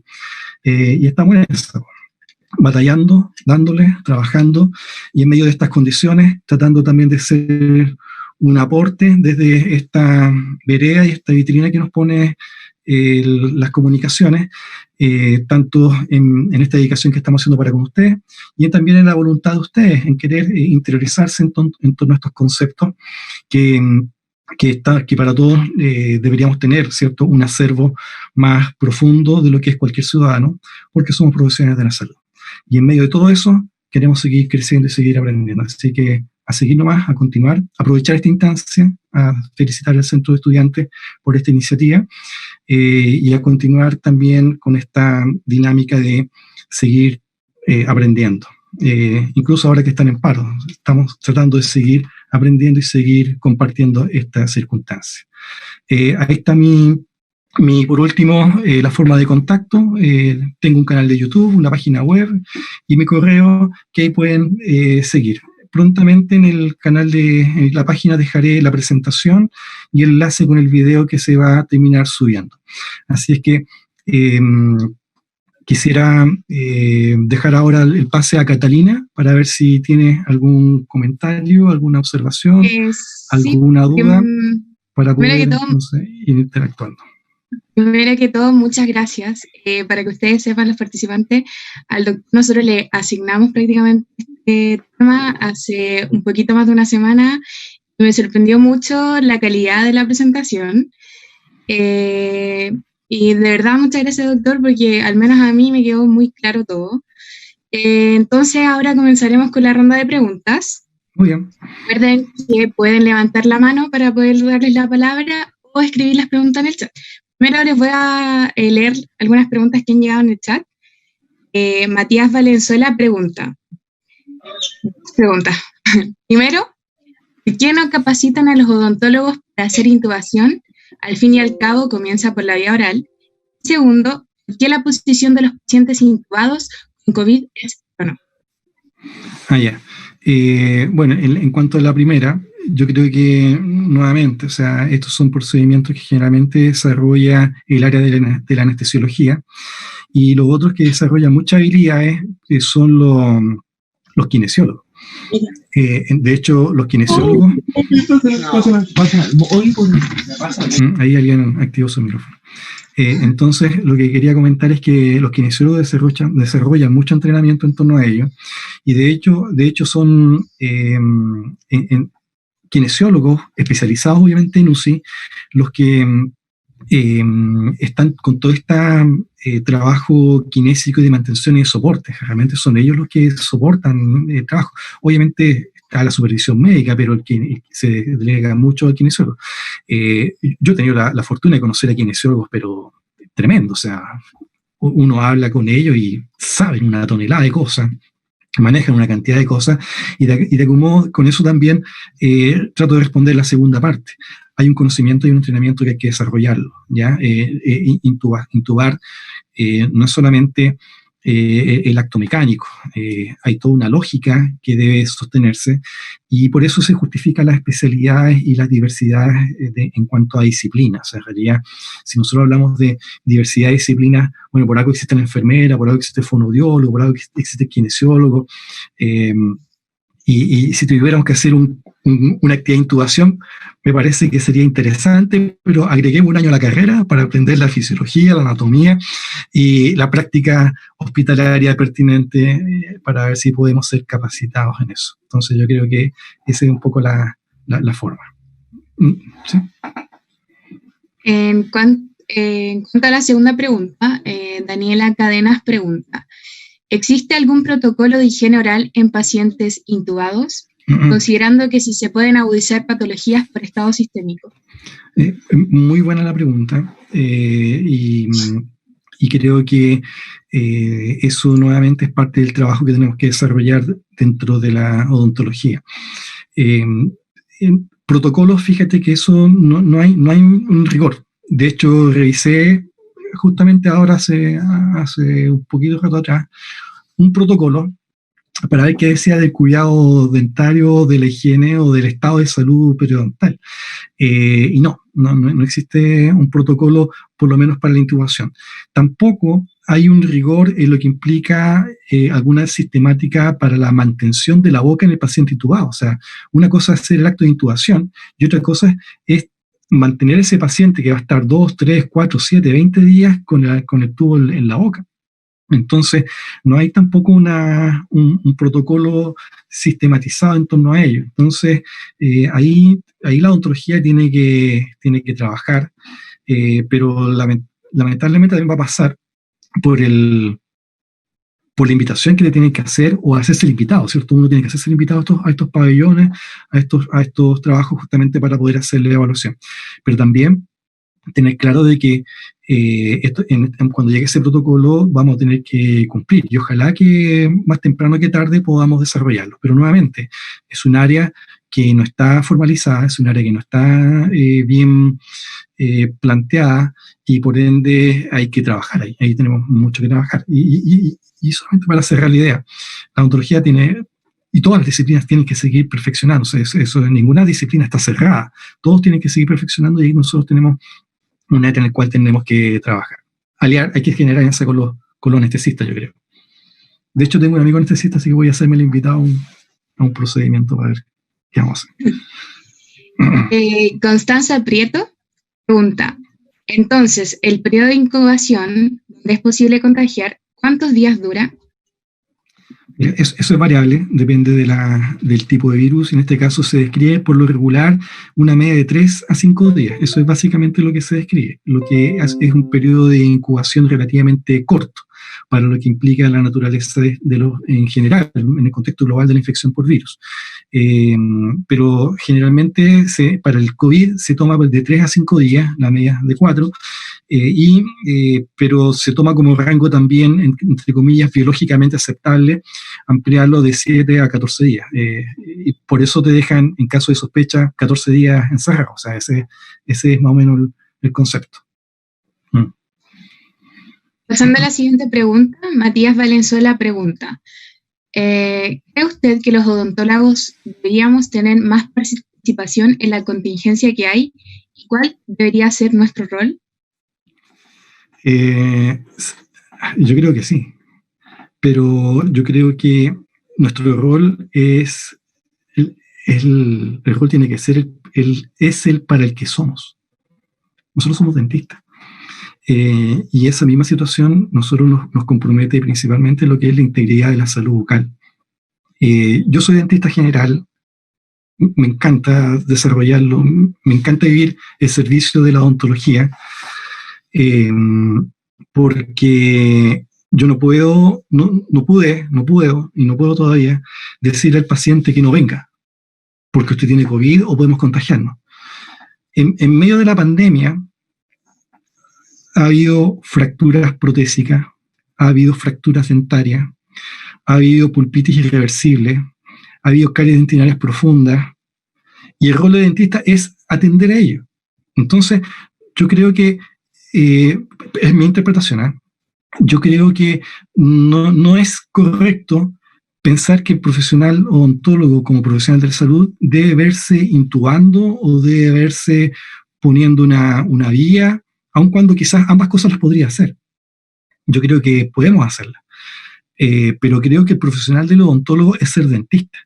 No puede ser que el paciente con caries activas, digamos, no venga a atenderse. No puede decir que un paciente que se le fracturó una prótesis, no le puedo decir, sabe que eso no es una urgencia, cuando es una urgencia. Entonces, yo tengo que seguir siendo dentista, entonces yo tengo que estar en el hospital, ahí en atención primaria, atendiendo a los pacientes, porque urgencia sigue habiendo, dolor sigue habiendo, úlceras siguen apareciendo. En la semana me tocó tratar 2 pacientes porque creía que tenían cáncer.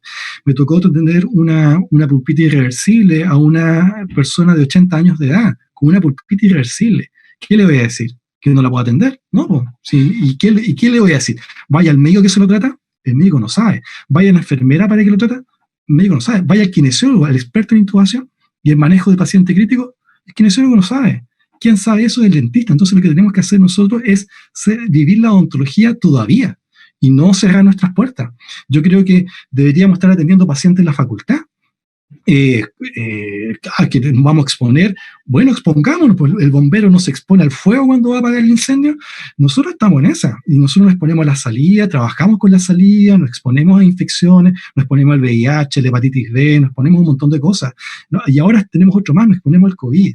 Entonces, y eso para mí no es una restricción, es solamente entender que mi profesión es para trabajar en esos contextos también, no es para no trabajar. Entonces, ¿qué tengo que hacer yo como profesional? Trabajar como dentista porque el paciente tiene necesidades todavía y sigue habiendo urgencias. Entonces, eso es lo primero. Si podemos colaborar en las otras cosas, materia dispuesta. Pero mi primer rol es ser dentista. Yo creo que esa es la decisión que nosotros tomamos, fue la decisión que yo tomé cuando decidí estudiar y trabajar en ello. Y por otro lado, es como también es lo que mejor me desempeño. Ya le hablé de la intubación y todos los errores que pueden haber, que quieren que me ponga a intubar. Yo creo que no. Yo creo que hay gente más experta, hay gente que está entrenada en ello. Si yo me entreno y me puedo entrenar bien, sí, pero estoy entrenado para ser odontólogo. Entonces hay muchos pacientes con COVID que están con pulpitis irreversible y que no pueden ser atendidos. ¿Por qué? Porque el dentista dijo que no puede. Ahí estamos equivocados, porque los servicios están cerrados. O sea, todos los consultores deben estar atendiendo a los dentistas. Los hospitales deberían haber dentistas trabajando, porque siguen habiendo urgencias y sigue habiendo necesidad de tratamiento. Eso más o menos mi visión. Gracias. Y los pulmones, o mejor dicho, ¿Cómo? ¿Función cumplen los ventiladores mecánicos? ¿Me escuchó? No te escuché. Ahora sí. Los pulmones, o mejor dicho, los alvéolos, no logran cumplir la función de oxigenar la sangre. No. Entonces, ¿qué función cumplen los ventiladores mecánicos? Los ventiladores meten el aire a presión. ¿Solo proveen más oxígenos? No, proveen oxígeno y entregan presión. Entonces, es aire a presión. ¿Cuál es el cuidado que tiene que haber? Que esa presión no reviente el alveolo. O sea, esa es la situación. Por eso tiene que ser bien medido, bien estudiado. Hay un montón de parámetros, hay un montón de fórmulas que se aplican para poder estimar cuál es la presión que se requiere. Y hay presiones que deberían estar reguladas. Antes me habían preguntado por la posición prono. Sí, son modificaciones que han habido al protocolo, pero como te digo, eso igual ese protocolo está en función del entender y generar mejores dinámicas.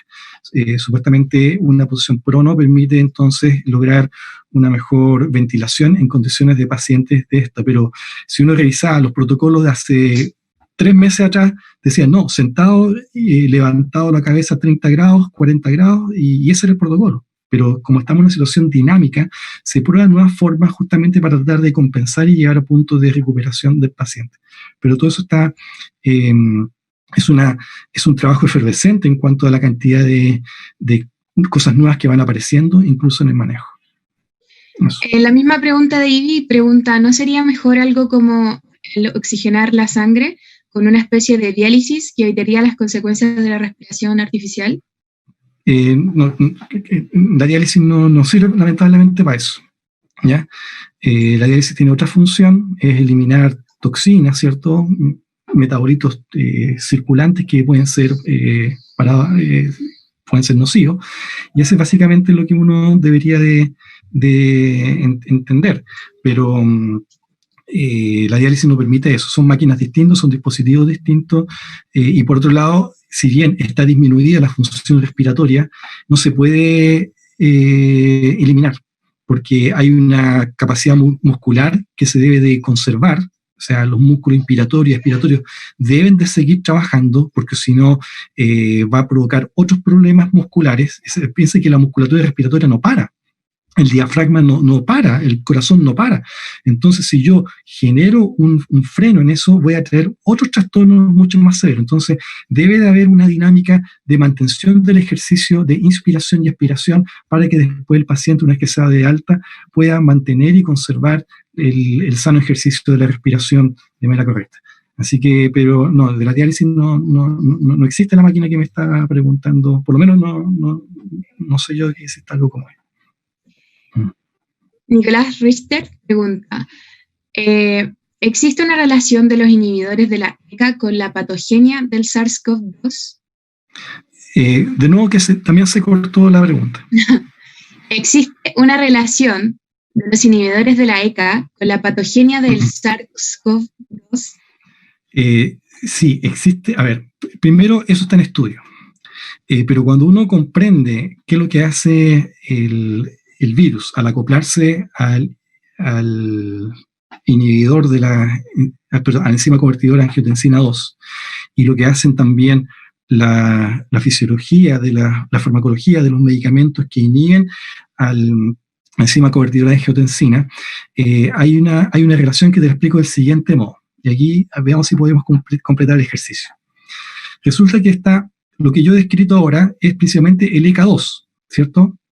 Y yo decía que el virus se acopla a través de su espina al ECA2, ¿cierto?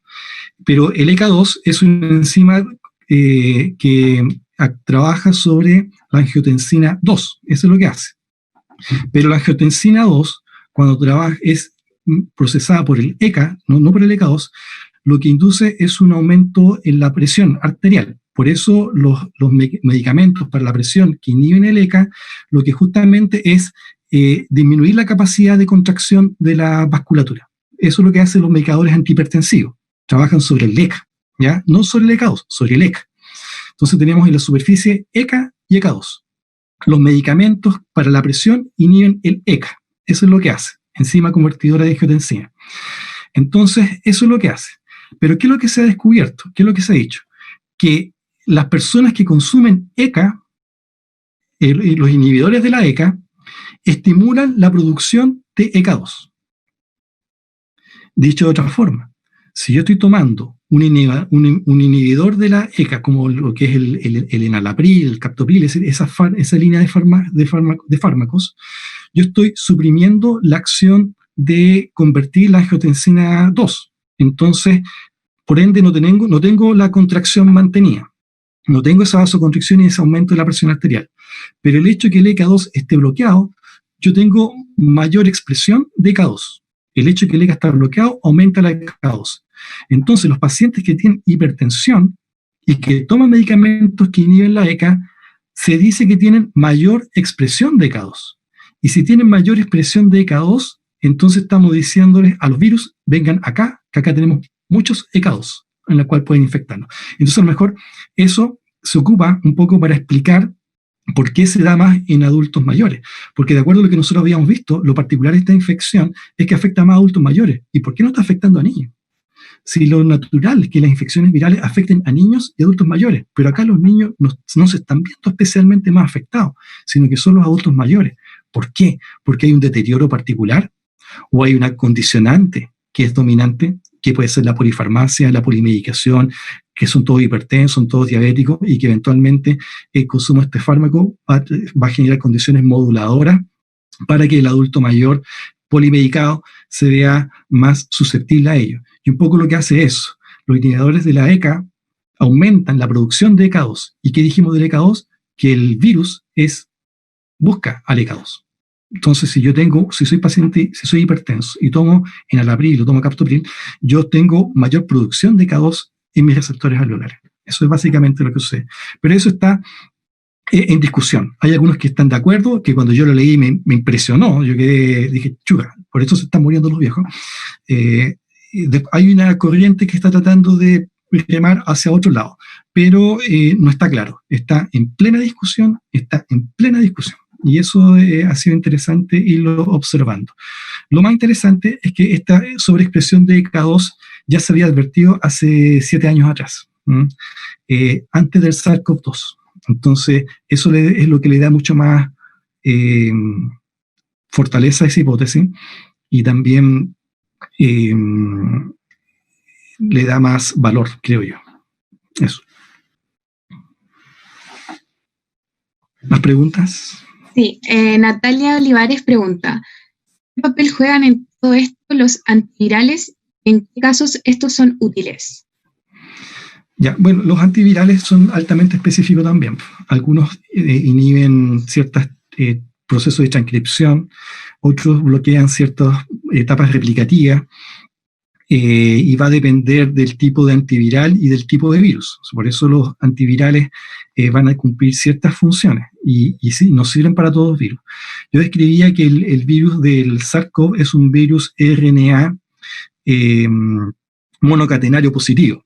Y eso que pasó muy, muy rápido, significa que al ser monocatenario positivo, significa que no requiere darse una vuelta la molécula dentro de la célula, es decir, leer la cadena complementaria para que esa cadena complementaria sea leída, sino que no, el RNA entra a la célula y es leído inmediatamente por los ribosomas. Eso significa que sea monocatenario positivo. Entra el virus, mete su RNA y el RNA es inmediatamente leído, no requiere de otro trabajo de apoyo celular. Entonces eso también lo hace más difícil de tratar y más difícil de poder atajar el problema. Pero en lo puntual, los antivirales inhiben ciertas etapas. A veces un antiviral inhibe etapas de replicación, pero este virus no requiere de eso. A veces algunos antivirales inhiben a ciertas proteínas que actúan a la lectura, ayudan a la lectura de la molécula, y esos antivirales en este tipo de casos tampoco están funcionando, porque su mecanismo de acción no está dentro de la dinámica. Entonces eso son las complicaciones. Como ven, depende mucho del tipo de proceso de infección que está desarrollando el virus. Eso es lo que va a condicionar el tipo de justificación de la acción del antiviral. Ahora lo que se está apostando es la vacuna, más que un antiviral, sino que una vacuna que sea capaz de generar la condición de inmunidad. Y creo que para allá va a ser, yo creo que ese es el norte. Gabriela Sea pregunta, ¿en un futuro próximo sería factible la detección de saliva? Ya, esto nuevamente, aquí tenemos que recordarnos del esquema que les planteaba yo del virus. En ese virus se va a poder reconocer eventualmente partículas antigénicas de esta corona, partículas del RNA eventualmente, y va a ser más fácil reconocerlos si encontramos elementos que se encuentran asociados a los receptores de membrana.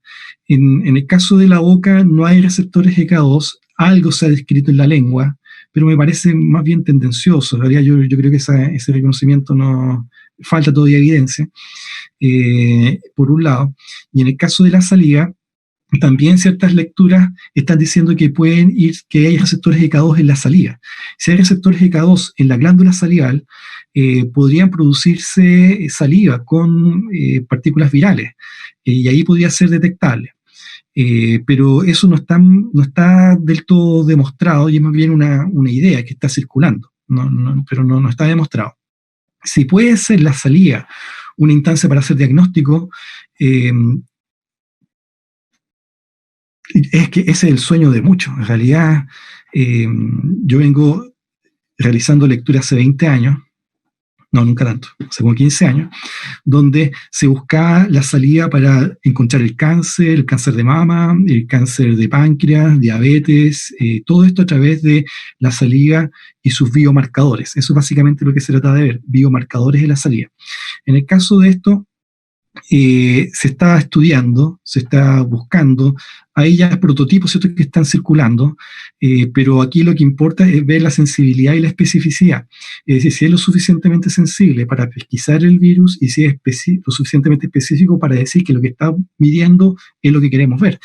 Entonces, eso es relativo, está en estudio. Mientras tanto, los exámenes más sensibles corresponden a la mucosa de la orofaringe, nasofaringe, y el examen de sangre, que siguen siendo los de estándar. La salida, por si acaso, lo de la salida actualmente es un sueño de hace muchos años. O sea, muchos años que se está tratando de buscar cosas en la salida, pero no ha habido tanta efectividad como instrumento.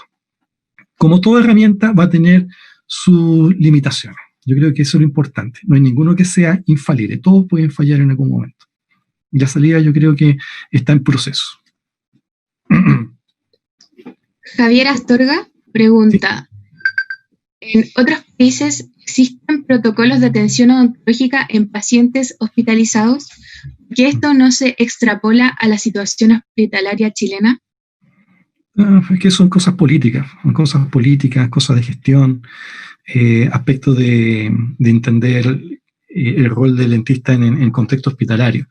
Y eso va a pasar nuevamente por cuando tengamos autoridades, ya sea odontológicas, autoridades a nivel ministerial, que generen los espacios. Y eso es algo que pasa regularmente, o sea, en cualquier servicio. Así que por lo pronto, ¿por qué no? Bueno, hay que luchar más. Las instancias gremiales, colegios dentistas, las diferentes sociedades especialistas tienen que ir generando buscando esos espacios para poder entender el odontólogo como una figura insertada dentro del manejo de la condición de un paciente hospitalizado. Y eso, digamos, lo que tenemos que trabajar. Pero bueno, ahí tenemos interesantes aristas que proponer para un trabajo curricular próximo, pero siempre son los desafíos que van emergiendo y que este tipo de situaciones a nivel de la pandemia nos empujan a ser más críticos en ese tipo de reflexión. Pero nuevamente, implica por modificar malla, modificar énfasis, modificar sentidos de visión que debemos tener de la profesión, y siempre insertar una nueva competencia implica ir a expensas de otra. La pregunta es, ¿qué dejamos? ¿Qué postergamos? ¿O agregamos un año? Esa es la lógica. Pero es parte de lo que deberíamos de visibilizar dentro de lo que implica este rol dinámico que como profesión también tenemos. Ahí tenemos que generar las instancias curriculares, proyectarlas y trabajarlas. En este momento no hay, porque no existe esa convicción ni esa claridad en la visión. Yo creo que tenemos que ampliarnos para ello. Y ahora la última pregunta de Fernando Aguirre. Dice, ¿cuál sería su manejo de las lesiones virales en boca? El manejo. Mira, primero reconocerla. Eso es lo primero. Y en eso uno tiene varias anécdotas de pacientes que llegan consultando por unas par de cosas que se encontraron, y al final, cuando empieza a manejar la anamnesis, nos damos cuenta que estaba en presencia de un cuadro viral. Entonces, el manejo inicial, primero es interpretarla, ¿ya? Eso es lo primero. Ya cuando estás interpretándolo, tú puedes plantear un contexto diagnóstico, y cuando tienes el contexto diagnóstico ya sabes para dónde canalizarlo. Eso es lo primero. Siempre entender que, como señalamos al principio, los cuadros virales son autolimitantes, y por lo mismo primero explicar al paciente de que eso va a llegar a un punto en que se tiene que recuperar, y ese punto de recuperación son 7 días, es relativamente rápido. Pero esas lesiones están dentro de un marco de conjunto de signos y síntomas que el cuerpo está arrastrando. Entonces, eso es algo que uno también debe de tener presente y dimensionar. Entonces, ¿para qué las vemos? Primero, para reconocer el cuadro. El paciente no tiene por qué saber, somos nosotros los que tenemos que saber. Entonces el paciente a veces no lo asocia a un cuadro viral. Y tengo un caso, por ejemplo, de una parvularia que llegó con úlceras en el paladar y úlceras en el labio, y tenía un cuadro viral en desarrollo, producto de que y al momento de conversar, nos dimos cuenta y reconoció que todos los niños del jardín estaban pasando por un cuadro de mano, pie, boca. Y eso es algo que solamente lo podemos ver desde la detección. Entonces, lo primero, cuando tú lo detectas, tú lo reconoces, tú puedes plantear un diagnóstico, y con eso tú tienes herramientas para poder entregar una correcta orientación desde el diagnóstico. Ahora bien, ¿qué hacemos para manejarla? Esperar. Hidratación, fiebre, hidratación, antipiréticos, manejar las fiebres que hay, manejar los cuadros sintomáticos, y con ello entonces verlo. Cuando es en niños, nuevamente, nosotros no vamos a dar el tratamiento para la úlcera, sino que tenemos que dar hidratación y antipiréticos. Antipiréticos que pueden ser en supositorio, que pueden ser en gotas, mejores son los supositorios, en el caso de los niños, y por lo mismo tener claro de cómo debemos manejar eso, porque las úlceras y las vesículas básicamente están orientando que hay un problema mayor. Entonces, eso es lo primero, hacernos cargo del problema del diagnóstico y de los eventuales otros signos y síntomas que pueden estar acompañando ese cuadro. Tratar las úlceras, decirle al paciente alta hidratación, los analgésicos pueden ayudar, y saber que una semana tienen que desaparecer. Si pasaron 10 días y no desapareció, entonces no era un cuadro viral. Tienes que plantearte el diagnóstico y ver qué era lo que estaba sucediendo. Y eso. Bueno, en honor al tiempo, ya no vamos a recibir más preguntas. Les recordamos que pueden hacer llegar sus consultas al mail del doctor, que lo dejamos en el chat.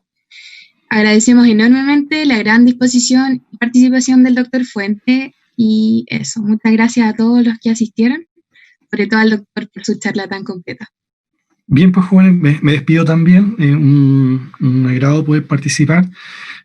Aquí es un momento, ¿cierto?, de una puesta al día, de una nivelación conceptual, tener claro que esto está en desarrollo, que hemos visibilizado también roles del odontólogo que debemos de proyectar, y yo creo que esta es una tarea que se construye. El diálogo es fundamental, lo que estamos haciendo precisamente es eso, en generar una instancia de diálogo, y para ellos también llevarnos esta tarea para hacer de nosotros nuestro ejercicio un mejor ejercicio.